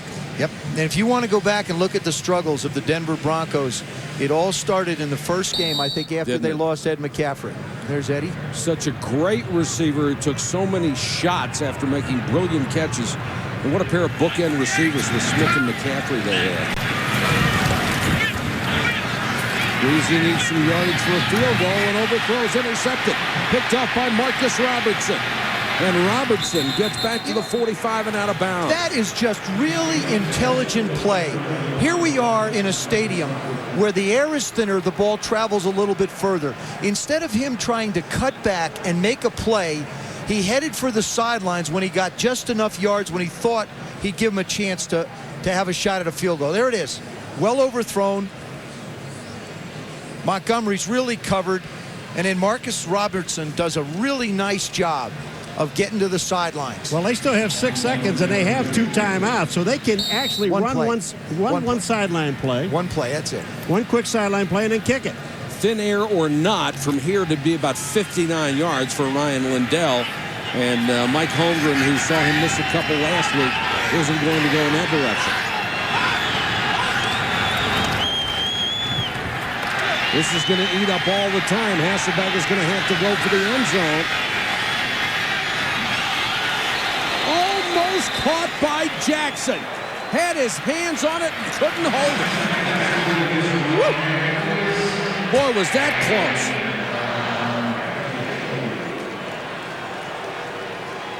Jackson gets a good position, gets elevated, and just does manage to have it pulled away by Deltha O'Neal. Watch number 24. He's going up with him. The two of them come away with it, and nobody winds up with it. What an effort. Doesn't agree with the call, but what an effort. Boy, that was close. It would have given the Seahawks the lead on the last play of the first half. But as it is, the Broncos will take a 10-7 halftime lead to the locker room. Sit down to the sideline, Susie Culver and Mike Holmgren. Mike, you told us yesterday it was hugely important to match their intensity at the beginning of this game. You've got to be satisfied. Well, we matched our intensity, but I'm not real happy with we're a little sloppy in some areas. But we're in the game. It's going to be a heck of a game, and I think it'll go down to the wire. We just can't make mistakes when we get down in scoring area. You may not be smiling. It seems as though Matt would be. You have opened it up a little bit. Was that part of the game plan, or are you seeing things there Denver has allowed you to do? Well, they're putting a lot of people up to stop the run, so we have to be able to throw the ball, I think. And so we're trying it tonight a little bit. Good luck in the second half. All right, thanks, Susie. Thank you, Mike. Our score here, 10-7 Broncos. Let's join Chris Berman for the Kia halftime show. All right, Michael, thank you very much as we enjoy a three-point game at the half. It was a day of football in which 5 games involved teams above 500, including the teams with the best 4 records in the NFC. We'll get to Rams-Niners in a moment, but we begin our fastest 3 minutes with the 163rd meeting of the Bears and the Packers at the Frozen Tundra. Bears were dominated in the first half, but down only 7-0. Then they get going. The 8 train, Anthony Thomas, ties at 19 yards. But later in the third, Amon Green, who had 125 yards, shows the speed and moves. The Packers now tie the Bears first in the NFC North at 9-3. They win 17-7. No bust, but Chris Fuamatu Bad Mafala dives in for 1 yard. Boy, they ran the ball a lot anyway. And meanwhile, the Jets, Curtis Martin to Wayne Corbett, 18 yards, keeps them with a 9-7. Chris Brown had an adventure, missed an extra point, missed 2 field goals, but made a couple other field goals. Steelers beat the Jets 18-7. Troy Brown, now a 1,000-yard receiver, and he had his banner for down working for New England. New England is 8-3 behind Tom Brady, 85-yard touchdown. The Patriots lead Cleveland 17-10 late second. In the fourth quarter, the Pats salted away Antoine Smith, second touchdown. New England 27-16 over Cleveland, who falls to 6-6. Aaron Brooks and the Saints are starting to roll. To Joe Horn, touchdown, defense, 9 sacks. Saints win at Atlanta 28-10, they're 7-5. First place in the NFC East belongs to Philadelphia still, as Brian Dawkins and the opportunistic Eagles defense score again. LaDainian Tomlinson fumbles. Eagles beat the Chargers. They've lost 6 straight, 24-14. How about that, Cowboys? Jackie Harris catches a touchdown from Anthony Wright. Cowboys beat the Giants 20-13 in big trouble at 5-7. Meanwhile, Washington back to 500. Tony Banks, rookie Rod Gardner at Arizona. Stephen Davis first skin to have 3 straight 1,000-yard rushing seasons. Skins win in the desert 20-10. The Raiders trying to make it 5 in a row with the Chiefs. It wasn't easy. Rich Gannon, Jerry Rice. Hey, how about 20,000 yards for his career? Are you kidding me? But when Trent Green, under 2 minutes ago with Tony Gonzalez, Chiefs cut the lead to 28-26. They go for 2, but Reagan Upshaw with the sack. There it is. Win it 28-26. They're 9-3. Todd Bauman gets his first career start. A 348-yard day, 4 touchdowns, including this one to Randy Moss. Vikings at home win for the 5th time, but they're 5-7. They beat Tennessee easily, 42-24. Mark Brunell play injured. Finally, the Jags win a close game. They win at Cincinnati. Here's a touchdown to Jimmy Smith, 14-10, Jacksonville. Panthers and Bills each with 1 win. No one circles the wagon. Like the Buffalo Bills, Brandon Spoon ladles in a touchdown. Bills from behind over the Panthers, 25-24. Denner Marv Levy at halftime. Mike Goodhands with Allstott. scores a touchdown early for Tampa Bay. Once again, Detroit on the verge of winning their first game of the year, but Brad Johnson and Keyshawn Johnson, a circus catch, the final minute of the game. The Bucs win 15-12. Matt Millen, This halftime show is presented by Kia Motors, makers of a full line of quality cars backed by a 10-year warranty program. More pro football in a moment, but first the BCS will tell you how the Bulls stack up in the rankings. And a little word from the Shack.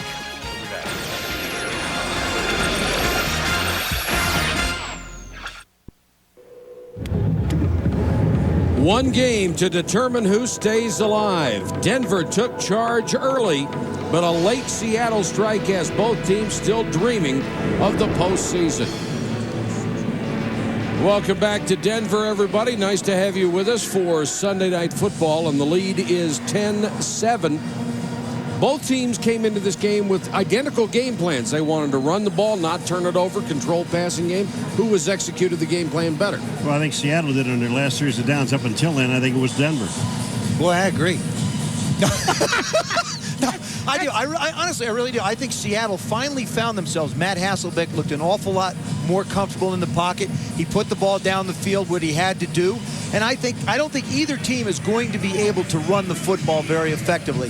This game falls in the hands of Brian Griese and Matt Hasselbeck. And Brian Griese's got to start making some plays. They've gone 6 quarters, the Denver Broncos have, and don't have a play longer than 15 yards. As a matter of fact, they've only got 2 12-yarders in this game, and that's not going to get it done.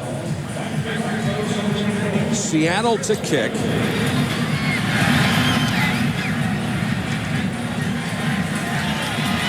Chris Cole, 2 yards deep, he brings it out. And cut down at the 25. Let's check in with Susan. And Mike, I asked Mike Shanahan about committing to stop Seattle's run and then Hasselbeck beating them deep. He said the main thing is they've got to stop them on 3rd and long. They've just allowed them to convert too many times. As for their offense, he said, yes, Rod Smith is hurting. And Brian moving this team, he said, number one, he's got to concentrate on his own job and then everything will be okay. Of course, Brian did tell us yesterday that he does feel it's a burden to tell all these young guys where they need to be when they break the huddle. It's a little tough on him when he has to be so concerned about their positioning. Griese after the play action. Under pressure. Nice job of escaping. Now he's got some room. To the 34 and pounced on by Levon Kirkland. And he might be slow getting up because that's 300 pounds landing on him. Yeah, but well, he really is slow getting up. If he's going to get up. Gus Frerotte is his backup, and Griese very unsteady as he got to his feet. Did a terrific job of escaping the pressure. Never got the tight end out in the flat. Boy, and look at Brian wobbly. There comes the pressure. Levon Kirkland just lands on him. Boy, and got a forearm to the side of the helmet as well. So Gus Frerotte, in his 8th year out of Tulsa, comes onto the field to take over for the Broncos while they tend to Brian Griese on the sideline. Thrown 6 passes this year. Didn't really get a chance to warm up. This will be a run. Terrell Davis plugs his way out to the 37-yard line. Michael Sinclair with the tackle. Watch as Brian goes down. He lands on the ground, and then Kirkland just smacks him on top of the head. And as you see him sit on the sidelines, you can see that glazed look. There's the shot on the top of the head. And right now, Brian is trying to figure out what day it is. This is where they hold up fingers, and you guess. If you guess right, you go back in. If you guess wrong, they give you another test 10 minutes later. Frerotte under pressure. Throws it away. Had a receiver out there. Had Desmond Clark within about 5 yards. Chad Brown going for the sack. Couldn't get him down. He had Chad Brown around his waist. I'll tell you, Gus Frerotte on this play here, he was really lucky to get this ball away. Look at Chad Brown. He's coming right in front. And there is absolutely not a blue jersey that even slowed him down. He's lined up on the outside, blitzed from the outside, and nobody blocked him. Frerotte had his best years with the Redskins, played very well. Chad Brown was a Pro Bowler for the Steelers before he came here.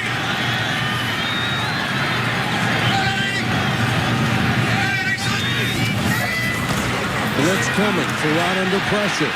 They've got him, and the ball is loose. The Seahawks have it at the 23. John Randall again. You said you wouldn't see him other than double teaming. Well, Chad Brown came from the outside, number 94, and John Randall came right up the middle, and they just stripped the ball. They may have to go to triple teams then if double teams aren't working against John Randall. Randall applied the pressure. Brown got the football. John Randall, I mean, they had a deal with he and Chad Eaton. Look at this, right up the middle. John Randall grabs the ball. Chad Brown reaches down and picks it up. Wasn't for one arm. He has a touchdown. They just got him around the ankle. Big break for the Seahawks. Alexander. Not much. Picked up a couple to the 23. Alexander's not had a lot of room to run tonight. Gus Frerotte really had nowhere to go. You get that many people around you, the only thing you can do is try and wrap the football up and protect it. Boy, that's good defense. When you know you've got a guy in there who has come in cold off the bench, you just go after him. Yep. Well, Steve Sidwell, the defensive coordinator, realizes that they've got to put as much pressure on their quarterbacks as Denver's tried to do to Matt Hasselbeck. 2nd and 9. Draw play, Alexander again. The Denver defense doesn't give him any room to operate. Al Wilson, the middle linebacker, the leading tackler on this club, was the first man there. But at the end of the half, Mike Holmgren said to Susie, you know, they're stopping the run. They're putting 8 guys at the line of scrimmage. We're going to have to go down the field with the ball. Now you get a turnover. I think the first thing you do is go for their throat and go into the end zone and try to score. I think I don't agree with that. I didn't ask if you agreed. I just want to tell you that's what I thought. I'm making a statement then. I don't agree with that. Simply because Mike Holmgren has not taken that approach in the last 8 ball games. He's taken one of a more conservative way to go, and that's what he did the first couple plays here. Well, Ricky Waters is in on 3rd and 9. Hasselbeck under pressure, throws incomplete. Short hopped it to Darrell Jackson, and Hasselbeck holding his left arm. He's hurt. You see him flexing that hand. He really took a shot. Monte Rager hit him just as he threw. This is the pressure. They only bring 4 that time. Just as he gets hit, he winds up hitting that left elbow. Monte Rager. Number 99, they haven't slowed him down. And you know who that is again, Joe? Chris Gray. Lindell will try from 41 yards. And he missed it.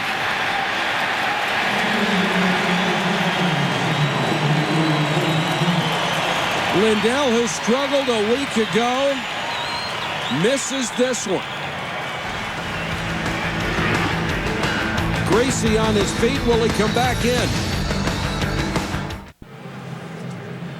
Temporarily, at least, both teams have lost their starting quarterbacks.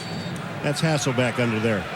And there is Brian Greasy. We'll get an update from Susie in a moment. Gus Frerotte in at quarterback for the Denver Broncos. And Frerotte to throw. Good protection. Throws wide, incomplete. Let's check in with Susie.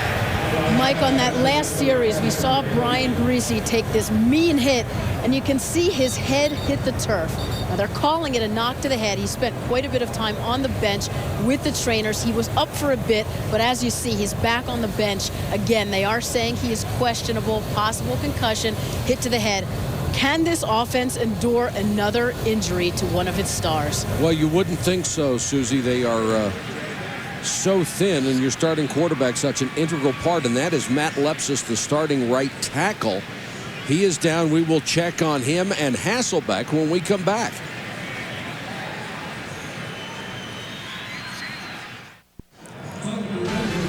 ESPN Sunday Night Football is brought to you by Levi's Boot Fit Jeans, not just for cowboys, by Fujitsu, the possibilities are infinite, and by the Sony Vaio MX PC.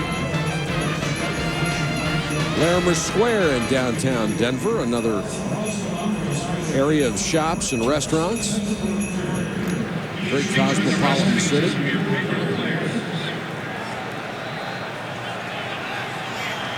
Brian Griese still on the sidelines. Gus Frerotte in at quarterback. Empty backfield. Three-man rush. Flanker screen to Rod Smith. Rod Smith is so much a spark plug for this offense. They really, because he's been hurt, they've missed any semblance of a deep threat. And they haven't had a play over 12 yards. Really over 15 in the last 6.5 quarters. And their passing game just continues to be little dink and dunks. And it's not what the Denver Broncos want to do. Cooper Carlisle has checked in for Matt Lepsis at right tackle. Lepsis was able to leave the field, but needed some support. 3rd and 3 for the Broncos. Blitz coming behind Smith. Had him open in front of Willie Williams. Well, you know, in all fairness, though, to Gus Frerotte, and we've said this every week when the backup quarterback comes in, and honestly, folks, they don't get the snaps from center. They don't get the practice during the course of the week. And, you know, I know they're supposed to be prepared. Timeout. Okay. He works practice for the Broncos. Gus Frerotte does get some time to throw. I think he's going to take a little time to get into the rhythm of the game, but I would expect him to play at a high level right away. He's had enough experience to be able to do it. Ruined a punt to Charlie Rogers.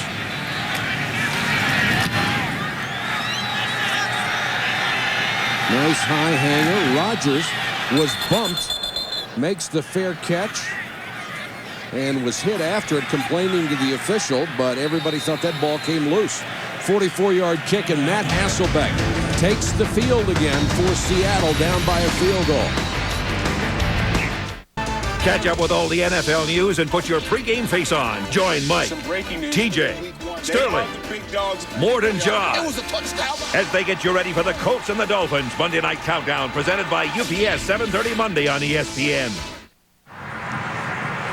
Broncos lead at 10-7. We're at Invesco Field at Mile High in Denver. Beautiful new facilities for the Broncos.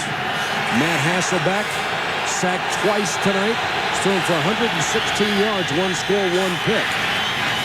Hasselbeck this time throws complete to Corn Robinson, who gets extra yards out to the 39 before John Mobley tracked him down. Gain of 21. Matt Hasselbeck came with virtually no experience to the Seahawks. First 5 games completed only 52%, had 5 picks in the last 4 games. He has hit 62% of his passes. The sacks are way down, and it's just an indication that he's become more familiar with the offense and more protective of the football. Starting to grow into the role.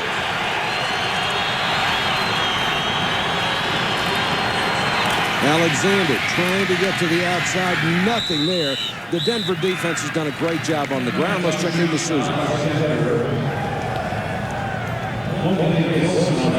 And Mike, I asked Matt Hasselbeck yesterday how he deals with this conservative game plan, and he said, well, I'm trying, but it's good to have Trent Dilfer around. Dilfer won a Super Bowl with the Ravens by playing conservative, mistake-free football, has shown him it's okay to be conservative. He says, yes, at times you want to pull your hair out. It's painful to watch, it's painful to play in, but it works. And tonight, he's opening it up a little bit.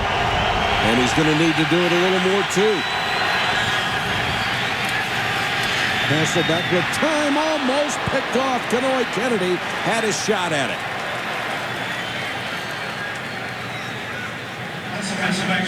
Bobby Ingram was the intended receiver, and Bobby Ingram is going to come from the left of Hasselbeck. Look at this throw across. Ingram never gets there. That's just a bad throw by Hasselbeck. Kenoy Kennedy does a really nice job of breaking on this ball. Of course, if he catches it real good, he'd probably be a wide receiver.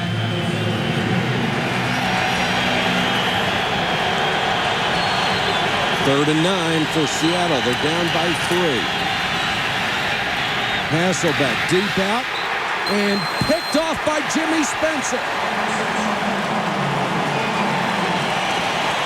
So Hasselbeck avoided the bullet on one play with the interception and then turns around and throws a strike to Spencer. And that time, Bobby Ingram just slipped coming out of his break.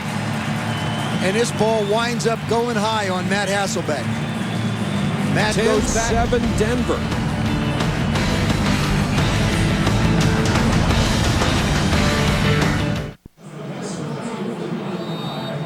Brian Gracie on the sideline after taking a shot to the head. Gus Frerotte in at quarterback for the Broncos in such a critical game for them.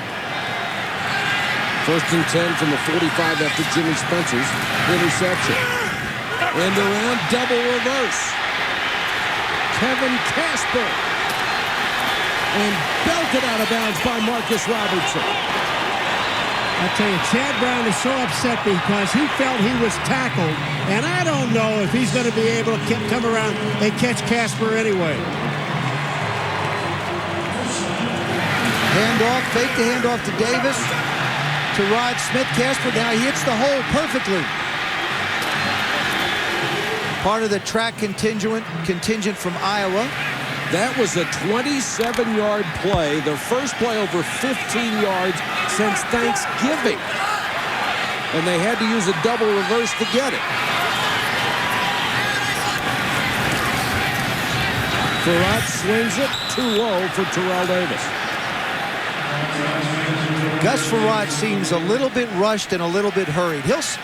He'll get into the flow of this thing, I think, as they manage to get some first downs. He gets a chance to settle down a little bit. Right now, he's in a wee bit of a hurry to get the ball out, and he knows it. And looking at Brian Griese, I wouldn't be real certain to see him anymore in this football game. He just doesn't seem like he can focus on anything. Frerotte, tough start, 1 out of 5. And now he's going to have to use a timeout. Let's check in with Susie Colbert. And Mike, this team is the walking wounded. Ed, how much more can this team endure? I mean, unfortunately, it's part of the game, and you never know when they're going to happen. Sometimes it's one at a time. Sometimes there's a bunch of guys get hurt all at the same time. But that's why you have good backups, and that's why you have the backups practice hard during the week to get ready to get a chance to go in and make something happen. Your progress. Are you on target for training camp? Yeah, I'm on target, ahead of schedule. Got another X-ray today. They say the bone's healing well. Just a matter of time.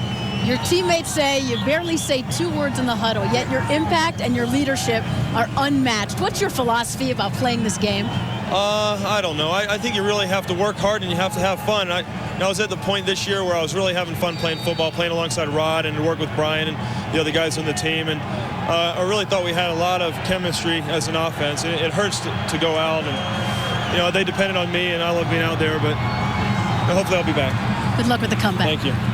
Frerotte, and that one is knocked away at the line of scrimmage. Chad Brown came in to get a hand on it. They were trying to throw that little flanker screen, and without Ed McCaffrey, who was hurt in the first ball game, they're missing 101 receptions. He caught 6 balls before he went out. Rod Smith is going to pass his last year's numbers or if he doesn't have any further injuries. The other wide receivers who caught only 7 balls a year ago have had to step up, and they've come through with only 44. McCaffrey, one of the real tough guys in this business. Teron Coleman is in on 3rd and 10 for the Broncos. Seattle comes with a blitz. Frerotte down the sideline, and that will be interference. The rookie Ken Lucas had a big grasp of Rod Smith. Well, I think the fact of the matter is at least the Broncos have opened it up and are trying to go down the field. Up top of your screen, number 80 against number 21. He gives him one bump, and then he just gets out in front of him too far. The ball's really not thrown close to him, but you see him push and shove, and it's a good call. And boy, do they miss Sean Springs, who has been suspended for 4 games because of steroid use at that corner. So Lucas, instead of being the nickelback, has to start along with Willie Williams.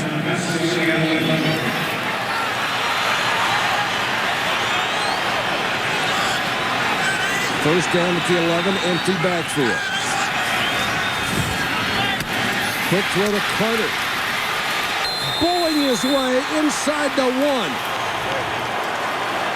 Tony Carter, only his 6th catch of the season. This is one of those deals where they throw the ball out to the fullback. He catches it. And I'm going to tell you, if you don't hit him at the knees, you're not going to do anything. Watch this. They try to tackle him high. That's Reggie Tongue. And watch the strength of Carter. He takes him all the way to the 1-yard line. He could have bought a ticket for that ride. And Reggie Tongue is a pretty tough guy at strong safety. Carter just bowled him down there. You got to hit the big guys low. Two tight ends. Carter the up-back, Davis the deep man. Terrell Davis. Fake. Throwing the flat. Touchdown. Patrick Hape with his third receiving touchdown of the season, and he was wide open after a great fake by Farad. Well, I'll tell you what, Terrell Davis is the guy that sells us. Farad makes an excellent fake, but Terrell Davis carries it through. Watch him dive, number 30, into the line. Right there. He sells it. They all look inside. Hape's to the outside. Well, here goes Terrell now. Watch this. Watch him dive.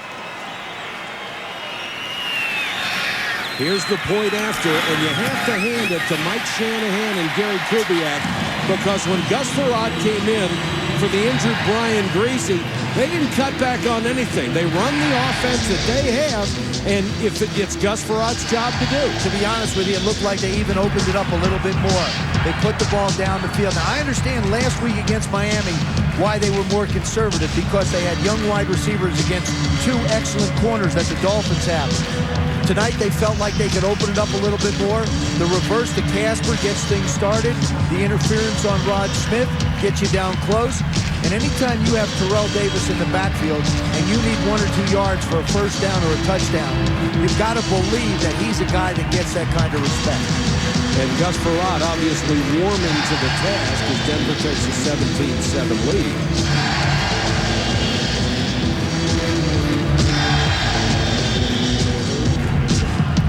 Kubiak and Farad. Scoring drive, 55 yards in only a minute 36. Kubiak totally in charge of the offensive play calling, something that Mike Shanahan had done previously in his career, something he enjoys doing.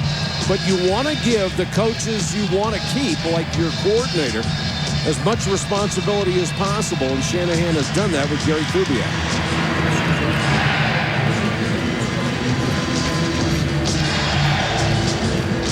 Lucas has been picked on a little bit tonight and had the big penalty on that drive. Charlie Rogers is deep as Elam has it teed up at the 30. And now Seattle will have to respond. Down 10.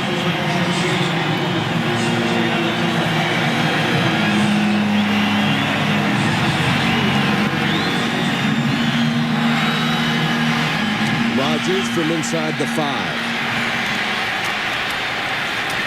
Nice return up to the 29-yard line. Next Sunday night at 7:30, join Chris Berman and Tom Jackson for NFL Primetime. And then the bus, Jerome Bettis and the Steelers against Ray Lewis and the Ravens on ESPN Sunday Night Football at 8:28 Eastern. That will be fun.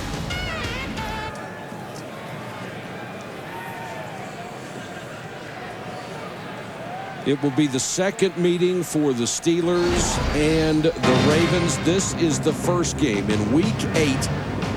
Watch the hit by Ray Lewis on the bus. Woo. Ouch. Yeah, but the bus didn't come up with a flat tire either. He just right on moving. But you really have to take your hat off to the job that Cordell Stewart and Mike Mularkey, the new offensive coordinator there in Pittsburgh. Cordell has played sensationally. Look at the numbers. Total yards, Baltimore 183, Pittsburgh 348 in a game they lost. And a team that relies on its defense to rack up 348 yards and get only 10 points. And that was the day they had just a horrible time with field goals. They had a horrible time with it today. Yes, they did. Darius Clark is the injured player. We'll check on him in a second. Gary Kubiak and Gus Farad. Now what they're looking at is those are stills of the way the defense first of all lines up, and also how they deploy in different pass coverages. They want to see what they're doing to different formations that the Broncos will put up. See how Seattle, are they matching up linebackers on backs? Are the corners staying on the same sides of the field? Those are all things that are revealed in those photos. You have a Denver player down at the 25-yard line, and that's what the delay is. Had a few guys dinged tonight. Clark able to get up, and we'll get some assistance. If he joined us late, Brian Creasy took a blow to the head. He's been out. Gus Frerotte led the last touchdown drive for the Broncos. There's Brian.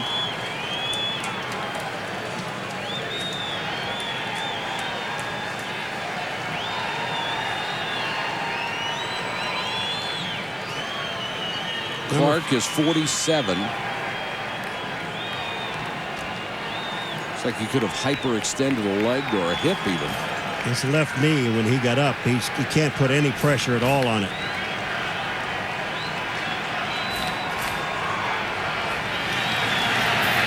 So 7:29 to go, third quarter. Seattle takes over at its own 29. Ricky Waters out to the 34.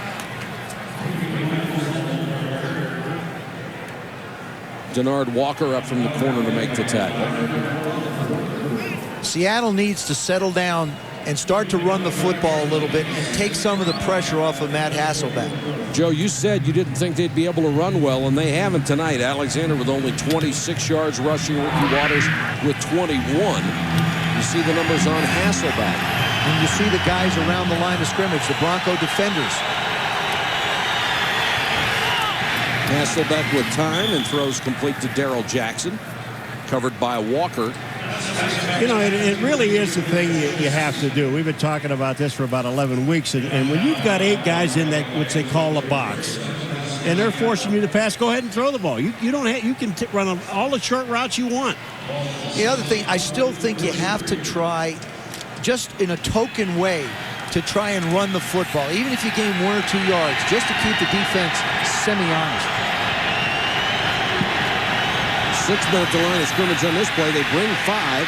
Hasselbeck double and triple clutch. Hit from behind and sacked by Reggie Hayward. That's his second of the night. And again, this is Hasselbeck's fault. You do not have that much time. There's got to be a clock in your head that tells you, I've got to get rid of this ball. Look how much time he spends looking around. Your offensive line is good, but they're not that good. That's when the clock got unplugged. Old short circuit lightning hit the house and the clock stopped. Denver defense has done a nice job tonight. Hasselbeck has been hassled tonight. 4 hurries, 2 hits, 4 knockdowns, and 3 big sacks. Pressure again. Hasselbeck goes down. That's the 4th sack. Keith Washington. And Trevor Price was there, and Hayward again. Well, when we talked about Hasselbeck holding the ball in that offensive line, we saw him do very well against the Raiders, but that isn't happening here tonight in Denver. Look at Hasselbeck. Look at the pressure. That's his fault, holding on the ball too long. That one was not his fault. And that one there, he just gets drilled, but they've been knocking him around all night long.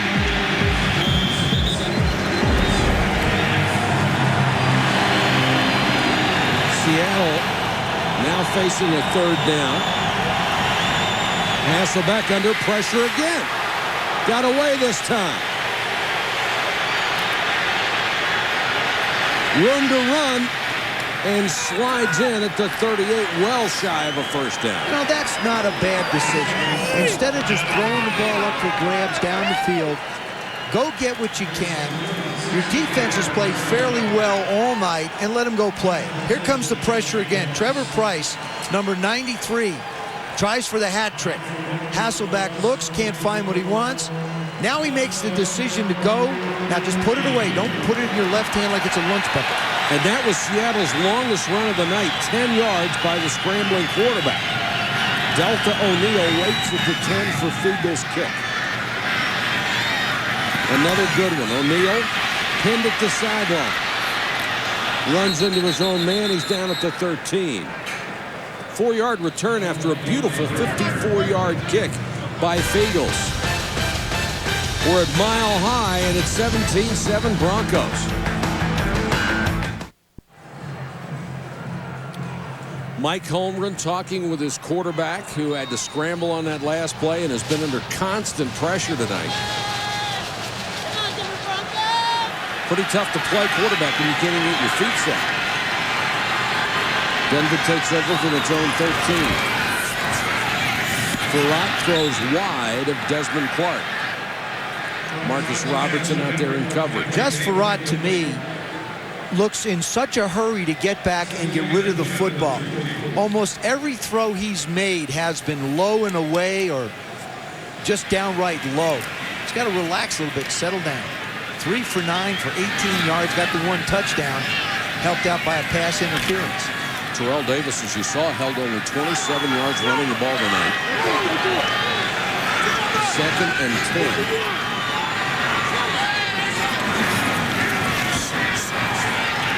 Farrat over the middle. Rod Smith on a crossing route. Levon Kirkland grabbed him by the neck and spun him down. When I see Levon Kirkland in coverage and then watch how much speed he has, number 99 is the biggest middle linebacker in all of football. But look at him close on Rod Smith. I mean, that guy can cover some ground. You know, he never got the credit. He played inside in Pittsburgh where they played a 3-4 defense. And I don't think he ever got the credit that he was due because of his ability to play the middle linebacker position. Now, hopefully a couple of years, he'll get a chance to get recognized for it. He's listed at 275, but I don't think so. Smith, that'll be a first down. Denver out to the 27-yard line. Ike Charlton took him down. That was a much more relaxed delivery by Gus Farrat. Rod Smith just pressing up. Well, those Seattle corners have certainly given Rod Smith some room to operate. You would think coming off 2 bad ankles, they'd be a little closer on him. I wouldn't want to take a chance, though. I think they're doing the right thing. Let them nickel and dime their way if they want. Almost exclusively going to the air here. This one's to the sideline. And incomplete, intended for Chris Cole. And Charlton was out there right in his face. They've taken Kenny Lucas out, and they're playing Charlton on that right corner. Kenny Lucas being the rookie that they've attacked. There he is. They've attacked him a few times tonight. Gave up that big interference play in the last series that led to the touchdown. 2nd and 10 for Denver. Seattle jumps offside. Davis breaks a couple of tackles. Terrell Davis. Reggie Tongue tracking him down and pushed him out of bounds at the 15. Boy, I tell you, Joe, this is the classic example of going offside and then everybody almost stopped. Right. Exactly. Everybody relaxes just for a second, except one guy. Terrell. One guy didn't relax, and that was Terrell Davis. 57 yards. Chad Eaton jumps offside. Now watch everybody stop, except your guy, Joe, number 30. They don't, and you're right, Paul, you're right. They really don't stop. They just hesitate for a second. But he does a terrific job of breaking both tackles on that one. Now, this is where you see he is not the old TD. Not in shape yet. He can't open it up. He cannot get to that 4th gear. He forgot. He told me Friday, he said, you know, I haven't been in the open so long, I forgot what it's like to run in the open field. Huh? You got to look at it there. Mike Anderson in to give Davis a breather. Farrat, nice play fake. Throws on a run. Smith to the 5. Boy, I'll tell you what, he just took Charlton to school. Rod Smith takes him to the inside and plays right off. And watch Rod Smith. Here, play off. Back to the outside.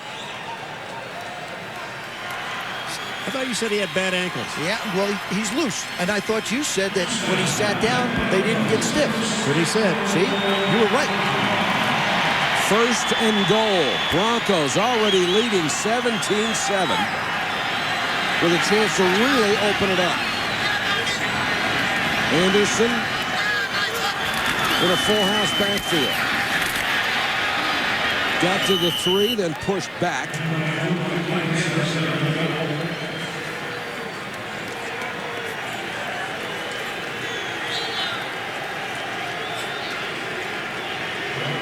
Terrell got his little break. Now he's back in.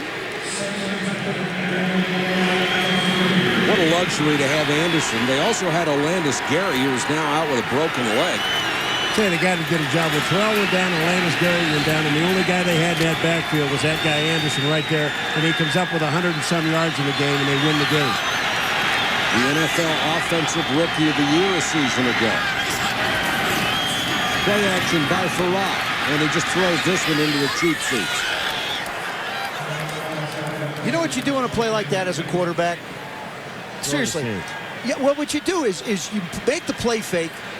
Nobody's there, and then you try and throw it through the uprights.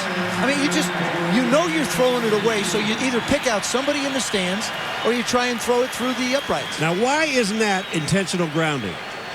And Smith did not look very nimble. Great question. Coming back on the field. Well, an answer, Mike. They have never called it a downfield pass like that. Ever. That's the answer? Yep. They called it once on Dan Marino and then took it back. 3rd and goal. Farad, and that went right through the hands of Rod Smith. A rare drop by the Pro Bowler.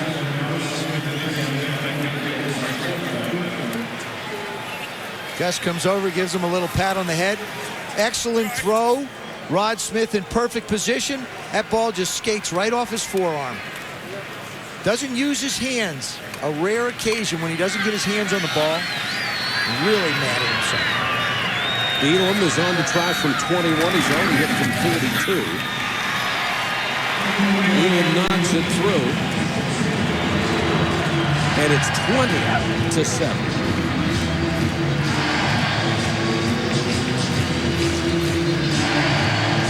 Denver's managed to get the crowd back in this ball game as they have gone up by 13 points.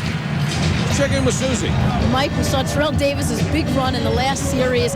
He has been proving people wrong his entire career. He pointed out to us he wasn't a blue chip prospect. He was a 6th round draft choice. Nobody thought he could make it in this league. Now everyone was saying he can't overcome all of the injuries.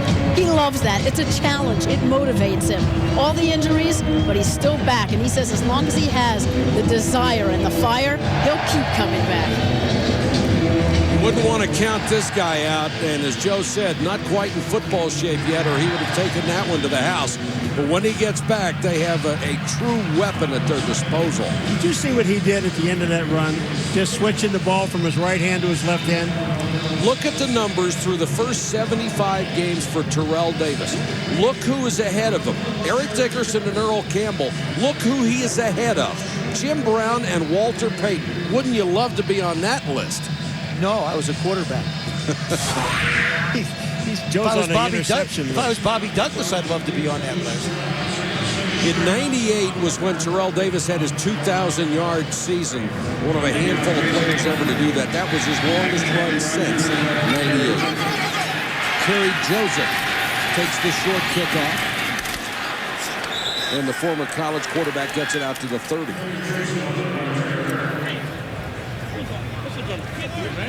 Well, whatever conversation, TD enjoying the moment, whatever conversation Mike Holmgren had with Matt Hasselbeck, we'll see if it's sunk in. Went over, had a chance to talk to him. Trent Dilfer was sitting next to him. I think what he said to him is if you can't take 2 losses and end up with 3rd and 30 and expect to get a first down, you're going to get a headache. Might have also said, tell your offensive lineman to protect you a little better. Pressure again, screen to Waters. Nice cutback by Ricky Waters, and has the first down out to the 43. With all the pressure that they've had with that pass rush, that's a pretty good call to slow it down a little bit. I can assure you it's not going to slow it down. Then they'll keep calling the screen. You better, because other than that, you're not going to have much time to throw.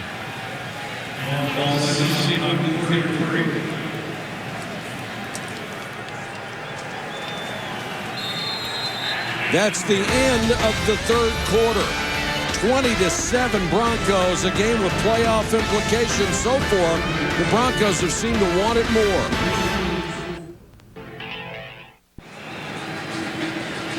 Seahawks have the football as we start the 4th quarter. They're down by 13. Invesco Field at Mile High. Beautiful stadium, man. sold out for the 255th consecutive non-strike game. Waters on the toss. Just hasn't been much to the running game tonight as Denard Walker knocked him out of bounds. Denver has done a very good job against the Seattle rushing attack. Well, the thing about it is, when you got 8 in the box, which we've talked about many times, and 3 of those guys are the linebackers that lead this team in tackles, it's very difficult to run against this team. 2nd and 8 from the Seattle 45. Broncos have dominated the second half. Pass it back deep down the middle. Fourier was wide open. See, there wasn't a soul within 10 yards. Let me tell you what I don't like about Matt Hasselbeck. And you saw it right at the end of that play.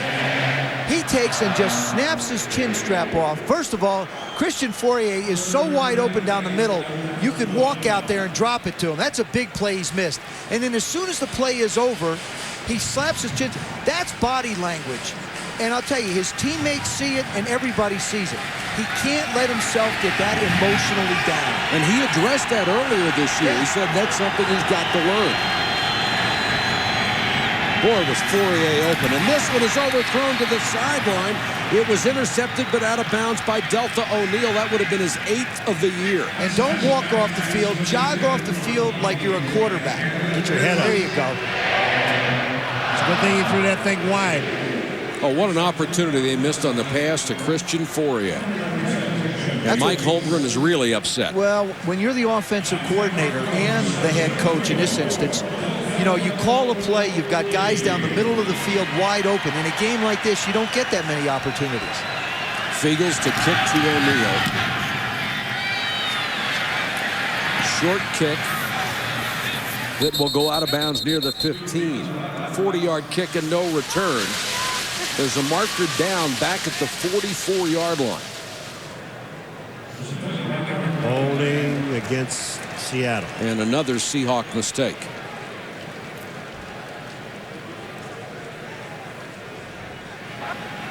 Holding 57, the kicking team.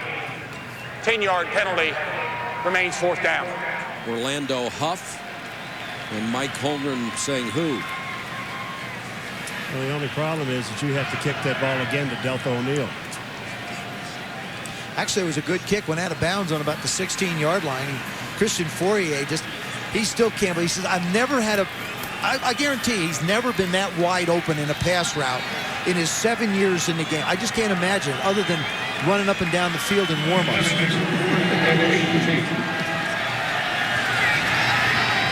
Fiegels to kick to O'Neal again.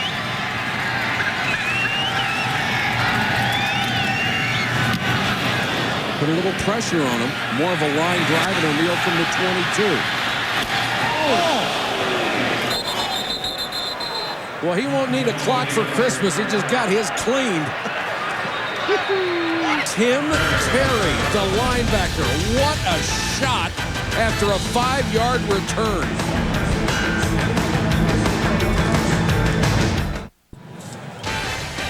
ESPN Sunday Night Football is brought to you by Radio Shack.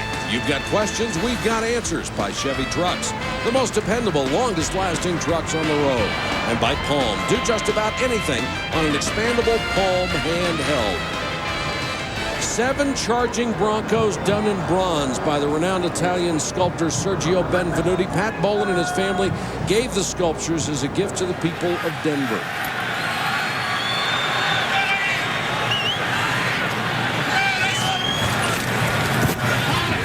Nice play fake by Farad. Now under pressure. Hold it there. Dumps it off, and the tight end Carswell gets about a yard. With Gus Farad, the Broncos have decided that, well, maybe running the football won't be the best thing. 17 pass attempts, only 4 rushes. That's because Seattle's just got so many people around the line of scrimmage. Seattle and Denver defensively have decided that they want to stop their big guns. For Denver, Terrell Davis, and for Seattle, Sean Alexander. The onus has been placed on the quarterbacks. In this case, Gus Farad looks like he's starting to settle into a bit of a rhythm. And that means opportunities. Rod Smith, their favorite target, in the slot left. Instead, they go on the ground. This one to Davis. And Davis reaches the 34. The line to get the first down up at the 36. John Hilliard made the stop that time on Terrell. You know, the one thing John Randall was telling us yesterday about this offensive line, it's not a great big offensive line for the Denver Broncos, but he said in the fourth quarter, they still have a whole lot of energy and they can move the big people around. And on that play, the offensive line won the battle. Terrell Davis, when you throw in that 57-yarder, is now rushed for 90 yards on the night. 3rd and 3, Denver.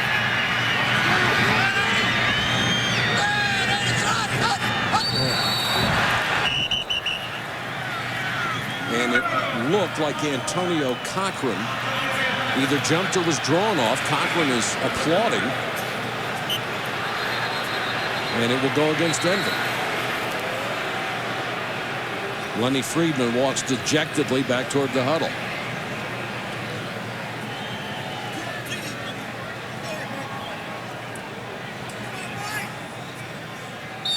So now instead of 3rd and short, it's 3rd and 8. Here's a sign of a bored back. Just sitting there watching things going on. Here's a sign of a back that hadn't been able to help his team all night. 3rd and 8 for Gus Farrar. Blitz coming, throws over the middle. Ball came loose. Is it complete or not? Scotty Montgomery took a whack as soon as if he did catch the ball, he took a whack. Number 83 is Scotty Montgomery coming in. And just take a look at this. Boom, he's got the ball. He takes a hit. Ground caused it anyway, so wouldn't have been call. a fumble. The 7th catch of the year for Scotty Montgomery, who started the season on the practice squad. Terrell Davis, nice hole up the middle. He pounds his way out to the 44.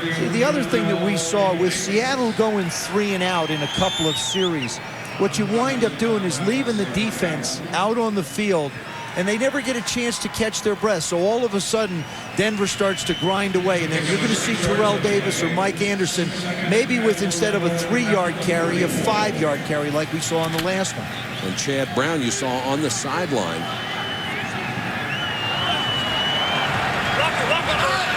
Second and 4.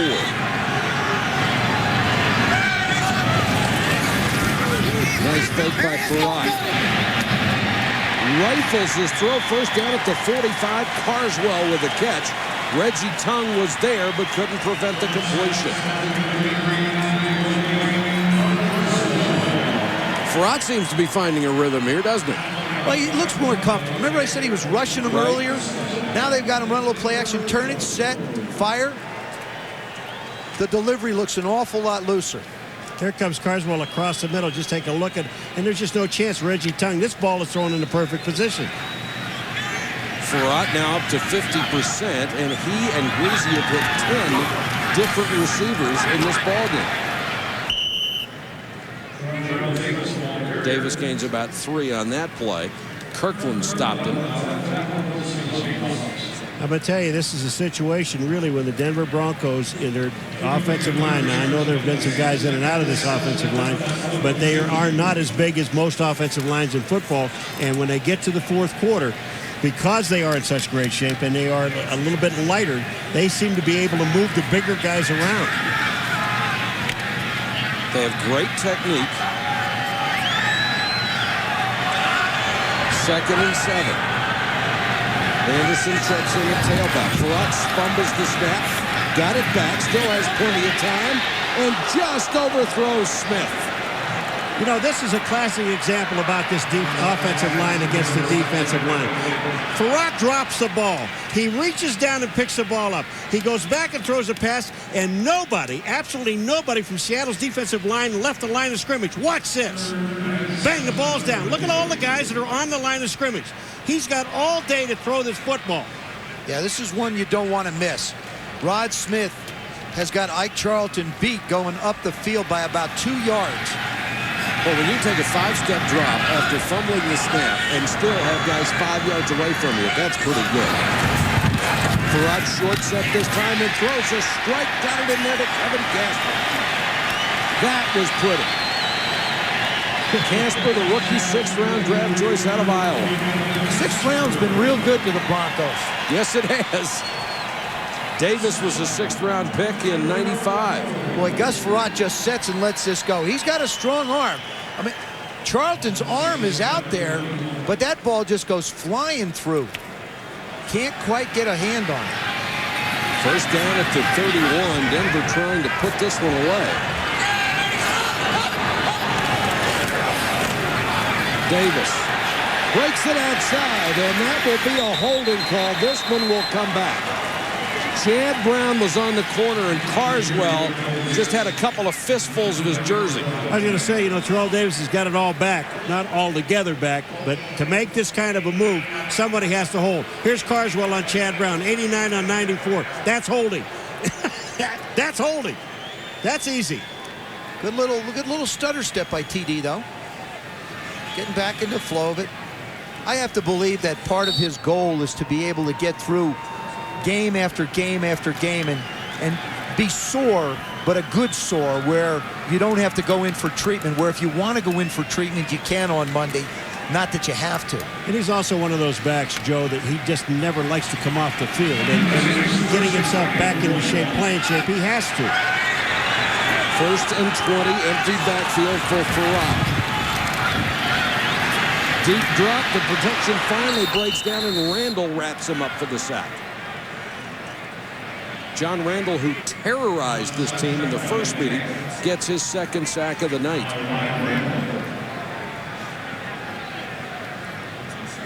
Randall with Minnesota, remember when we did his games there? He would always be in double digits in sacks from the tackle spot. Then they moved him out to end for a couple of years, and he was just lost out there. Well, he needs to be in the middle. He needs to be in the middle, and let them double team if they want, because that means somebody else better be free. 2nd and 24. They pushed him all the way back past the 45-yard line. But instead, they'll give it off to Karan Coleman.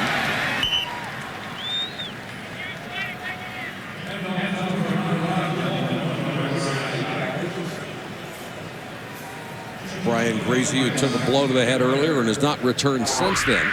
Here's the comparison on the star running backs. And Alexander with only 26 yards tonight.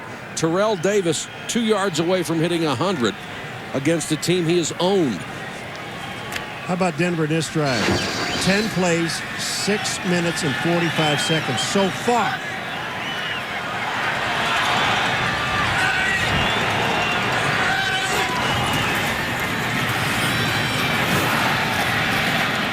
Nice solid tackle by Marcus Bell on Coleman. Couldn't get to the outside.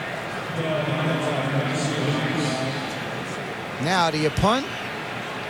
Well, you sure don't go for it. Well, you know, I think you punt it in lieu of trying a field goal. Ruin is going to come on. It would be a 52-yard field goal try. The fans are booing. You know, I think they're up 20-7. I don't get it. I agree totally, because if you try a field goal and this thing is blocked, you put them right back in the ball game. With a punt, your defense is playing extremely well. Totally agree with you.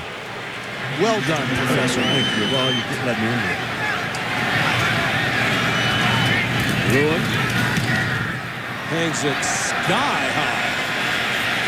What a kick by Ruin, and they down it at the 5. Beautiful job of Chris Cole, the wide receiver, to get downfield under it, and Ruin just put that straight up an elevator shaft.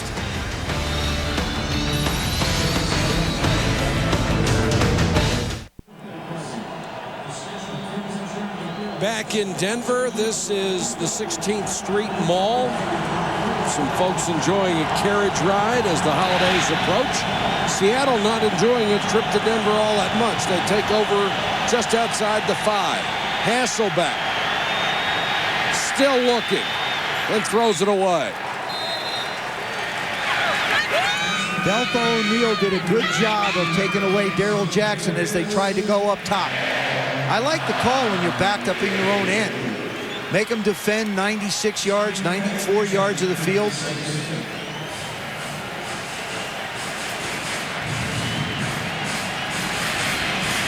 6:07 to go in the ball game, and Matt Hasselbeck in the second half only 3 out of 9, 43 yards and a pick. They haven't been able to get anything done. Blitz coming. They pick it up, Alexander in the flat. Romanowski waiting for him and won't let him get to the 10. Denver talked about their linebackers playing a lot better. They felt like they didn't play a very good game the first time these two teams played. And Romo said that this was going to be a different set. Al Wilson, the middle linebacker. You see Bill Romanowski drop back out into the flat. Sean Alexander trying to put the moves on him. John Mobley coming over. There's all three of them on the play. Romanowski's such a sure tackler. And it's starting to get loud at Mile High.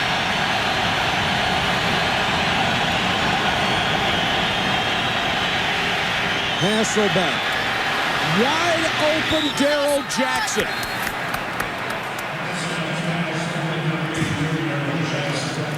Joe, they have missed so many opportunities, they finally hit one. Well, he missed him down the middle a lot. Obviously, he's found his strength throwing it out to the side a little bit more. This was a perfectly thrown pass. Left part of your screen. Matt does a nice job. He gets the ball out in rhythm. When he knows what he wants to do with the football, he's thrown the football very effectively. When he gets a little bit confused by the defensive alignment, he holds it a little bit. Isn't near as good. Go back to Fourier. That was a 39-yard gain. Jackson now over 100. They do go back to Fourier, but too low and complete. You yelled at him too late, Paul. Felt like Darrell Jackson had to come up with some big plays. There's his receptions. 3 plays over 25 yards or thereabouts. But the big key is no touchdowns. That's the big key. Denver's defense has given up some yards, but they haven't given up any scores. And Seattle has to put points on the board here, and they need a touchdown, not a field goal. Another blitz coming. Better job of picking it up. And another strike. Corin Robinson makes the catch and goes out of bounds. I think you're absolutely right. Don't let Matt Hasselbeck throw the ball down the middle of the field. Make sure he throws it to either sideline, because when he does that, he throws over people. And you got to remember something. The fourth quarter has not been very kind to the Denver Broncos. They've seen too much of this in recent games, their last 4 games. So now they've got to just really be careful that they don't make a mistake and, you know, something crazy like wind up losing this thing 21-20.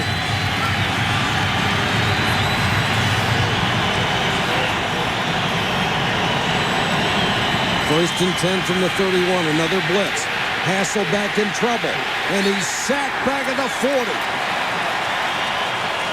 Bertrand Berry out of Notre Dame, the free agent, gets a sack. Levon Kirkland looking at what is going on. Matt Hasselbeck looked like he was ready to take off and do something with this ball long before he ever got set in the pocket. Watch when he goes back. He sets. I mean, he doesn't really find a place to step up. Not there are many places to step up, but he looked like he was ready to go in a heartbeat. Yeah, Romanowski would have killed him. Sacked 5 times tonight. Throw it! Plenty of times here, dumps it off. Max Strong, the fullback, loses the hat. Reaches the 32. And still down is the middle linebacker, Al Wilson, who got the worst of that collision. That's the old coach in me. Throw it. I mean, you wait so long, you've got to get rid of it.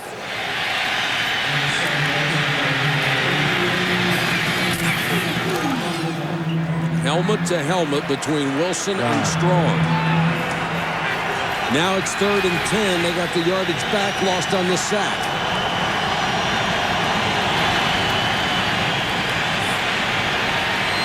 Hasselbeck to Strong again. Stays in bounds, fighting for extra yards. Tried to pick up the first down. That's one instance where I wouldn't fault somebody for not running out of bounds. Try and pick up the first down if you can. Seattle still has 3 timeouts. An obvious 4-down territory here on 4th and very short. I think you pick up the first down, you spike the ball if you want, save your timeouts, and try and get the next ones in the end zone. Strong and Alexander are the backs.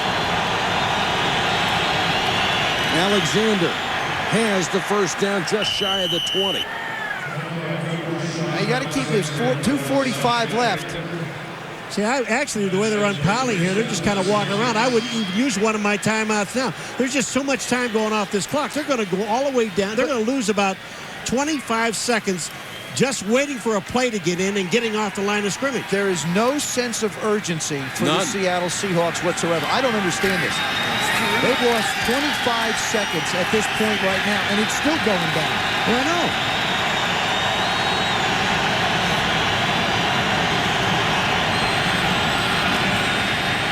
Hasselbeck knocked away. Good defensive play by Delta O'Neal.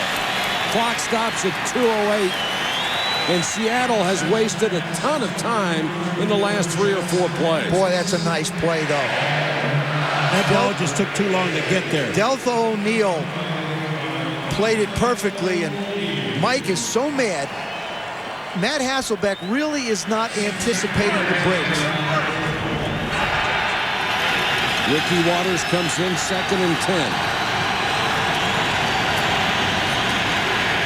Waters on the screen. Good stiff arm to get some extra yards, but Al Wilson had him at the 15. And we have reached the 2-minute warning. Seattle still down by 13 points, but driving. Timeout on the field. Back to Denver after this.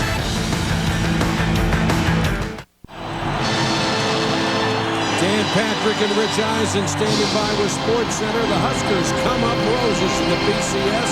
Our Sunday conversation with the biggest of the big. And Boomer will be along with his top 10 plays. 3rd and 5. The Denver defense trying to dig in. Again, trying to avoid a fourth-quarter collapse. Waters the tailback. Sean Alexander is in as a wide receiver. He's split wide left. And Hasselbeck has to use a timeout. Holy cow. Coming off a timeout at the 2-minute warning.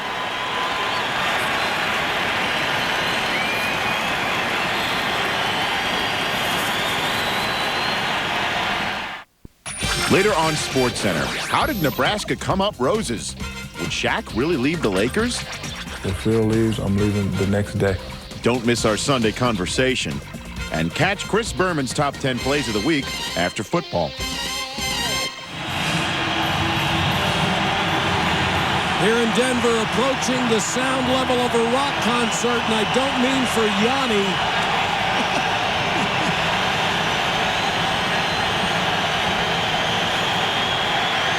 Hasselbeck for the end zone. Jackson couldn't hold it.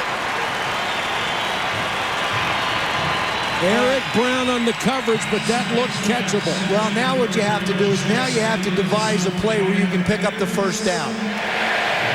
And to the outside. Jackson runs the double move, and Rep, I think, really has a shot at this. Right through his hands. Absolutely. An excellent throw by Matt Hasselbeck. And not much has gone right for Mike Holmgren and company tonight. Now it's 4th down.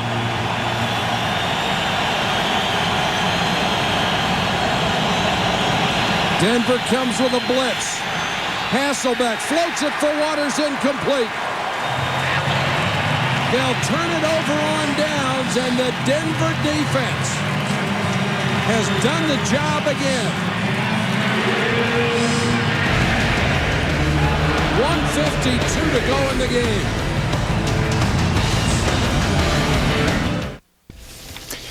Coming up on SportsCenter, how Nebraska came up roses in the BCS, and Chris Berman's top 10 plays of the week. Also on the way, the wounded Sacramento King holds court again, and what would it take for Shaq to leave the Lakers? Our Sunday conversation's coming up after the game, guys. Hey, if you guys are going to explain the BCS, I'll be watching. It may take up the entire show. Denver now in the business of trying to kill the clock. And Terrell Davis gets maybe a half a yard. Chad Eaton with the tackle. Seattle uses a timeout. They have one left. And Rod Smith congratulating that Seattle defense for the job they did tonight. They have allowed one score, or the Denver defense, for the great job they have done. And Romanowski was a big part of that.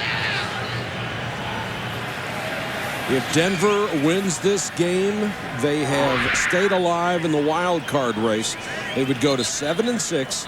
1/2 game behind the New York Jets for that third and final wild card. Seattle would fall to 6-6, and that may be too much to ask, although they will have a chance to get their 7th victory and pull even. They have played one last game. Pat Bowlen watching his team come back.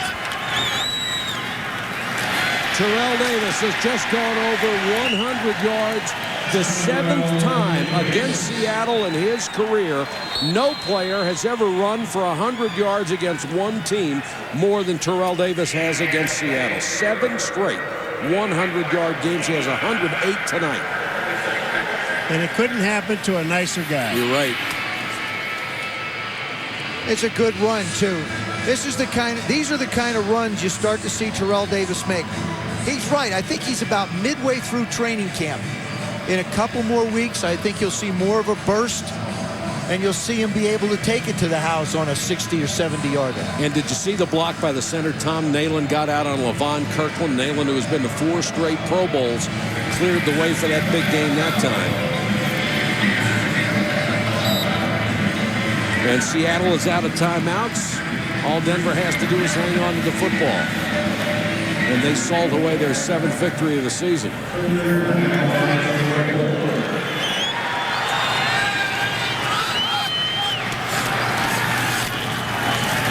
Davis protects the ball, gets out to the 25. Let's check in with Susie. Mike, one of the biggest differences in this Denver offense tonight from the past few games, in those few games that looked like they were trying not to make mistakes, like they were playing scared. Tonight, they were going for it. They were going for the win. They know the pressure is on.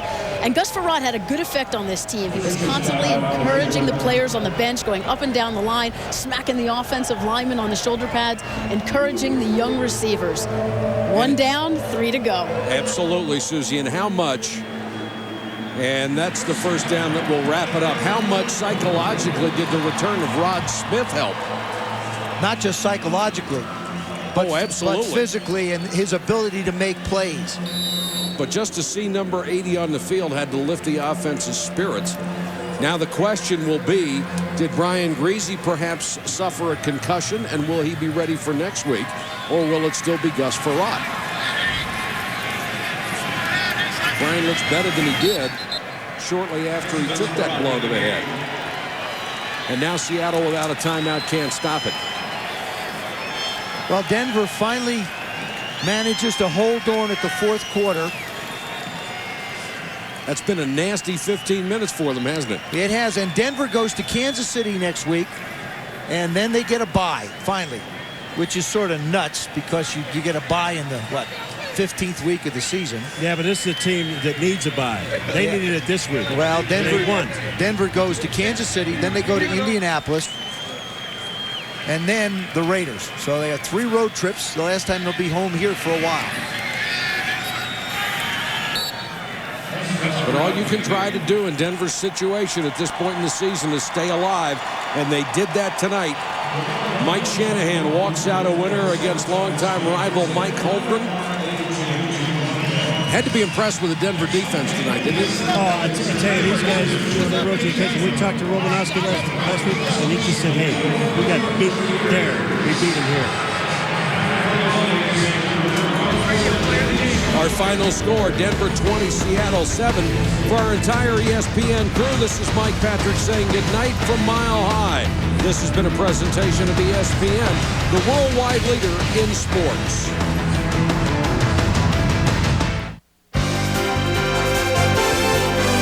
ESPN, thank you for watching this presentation of the National Football League.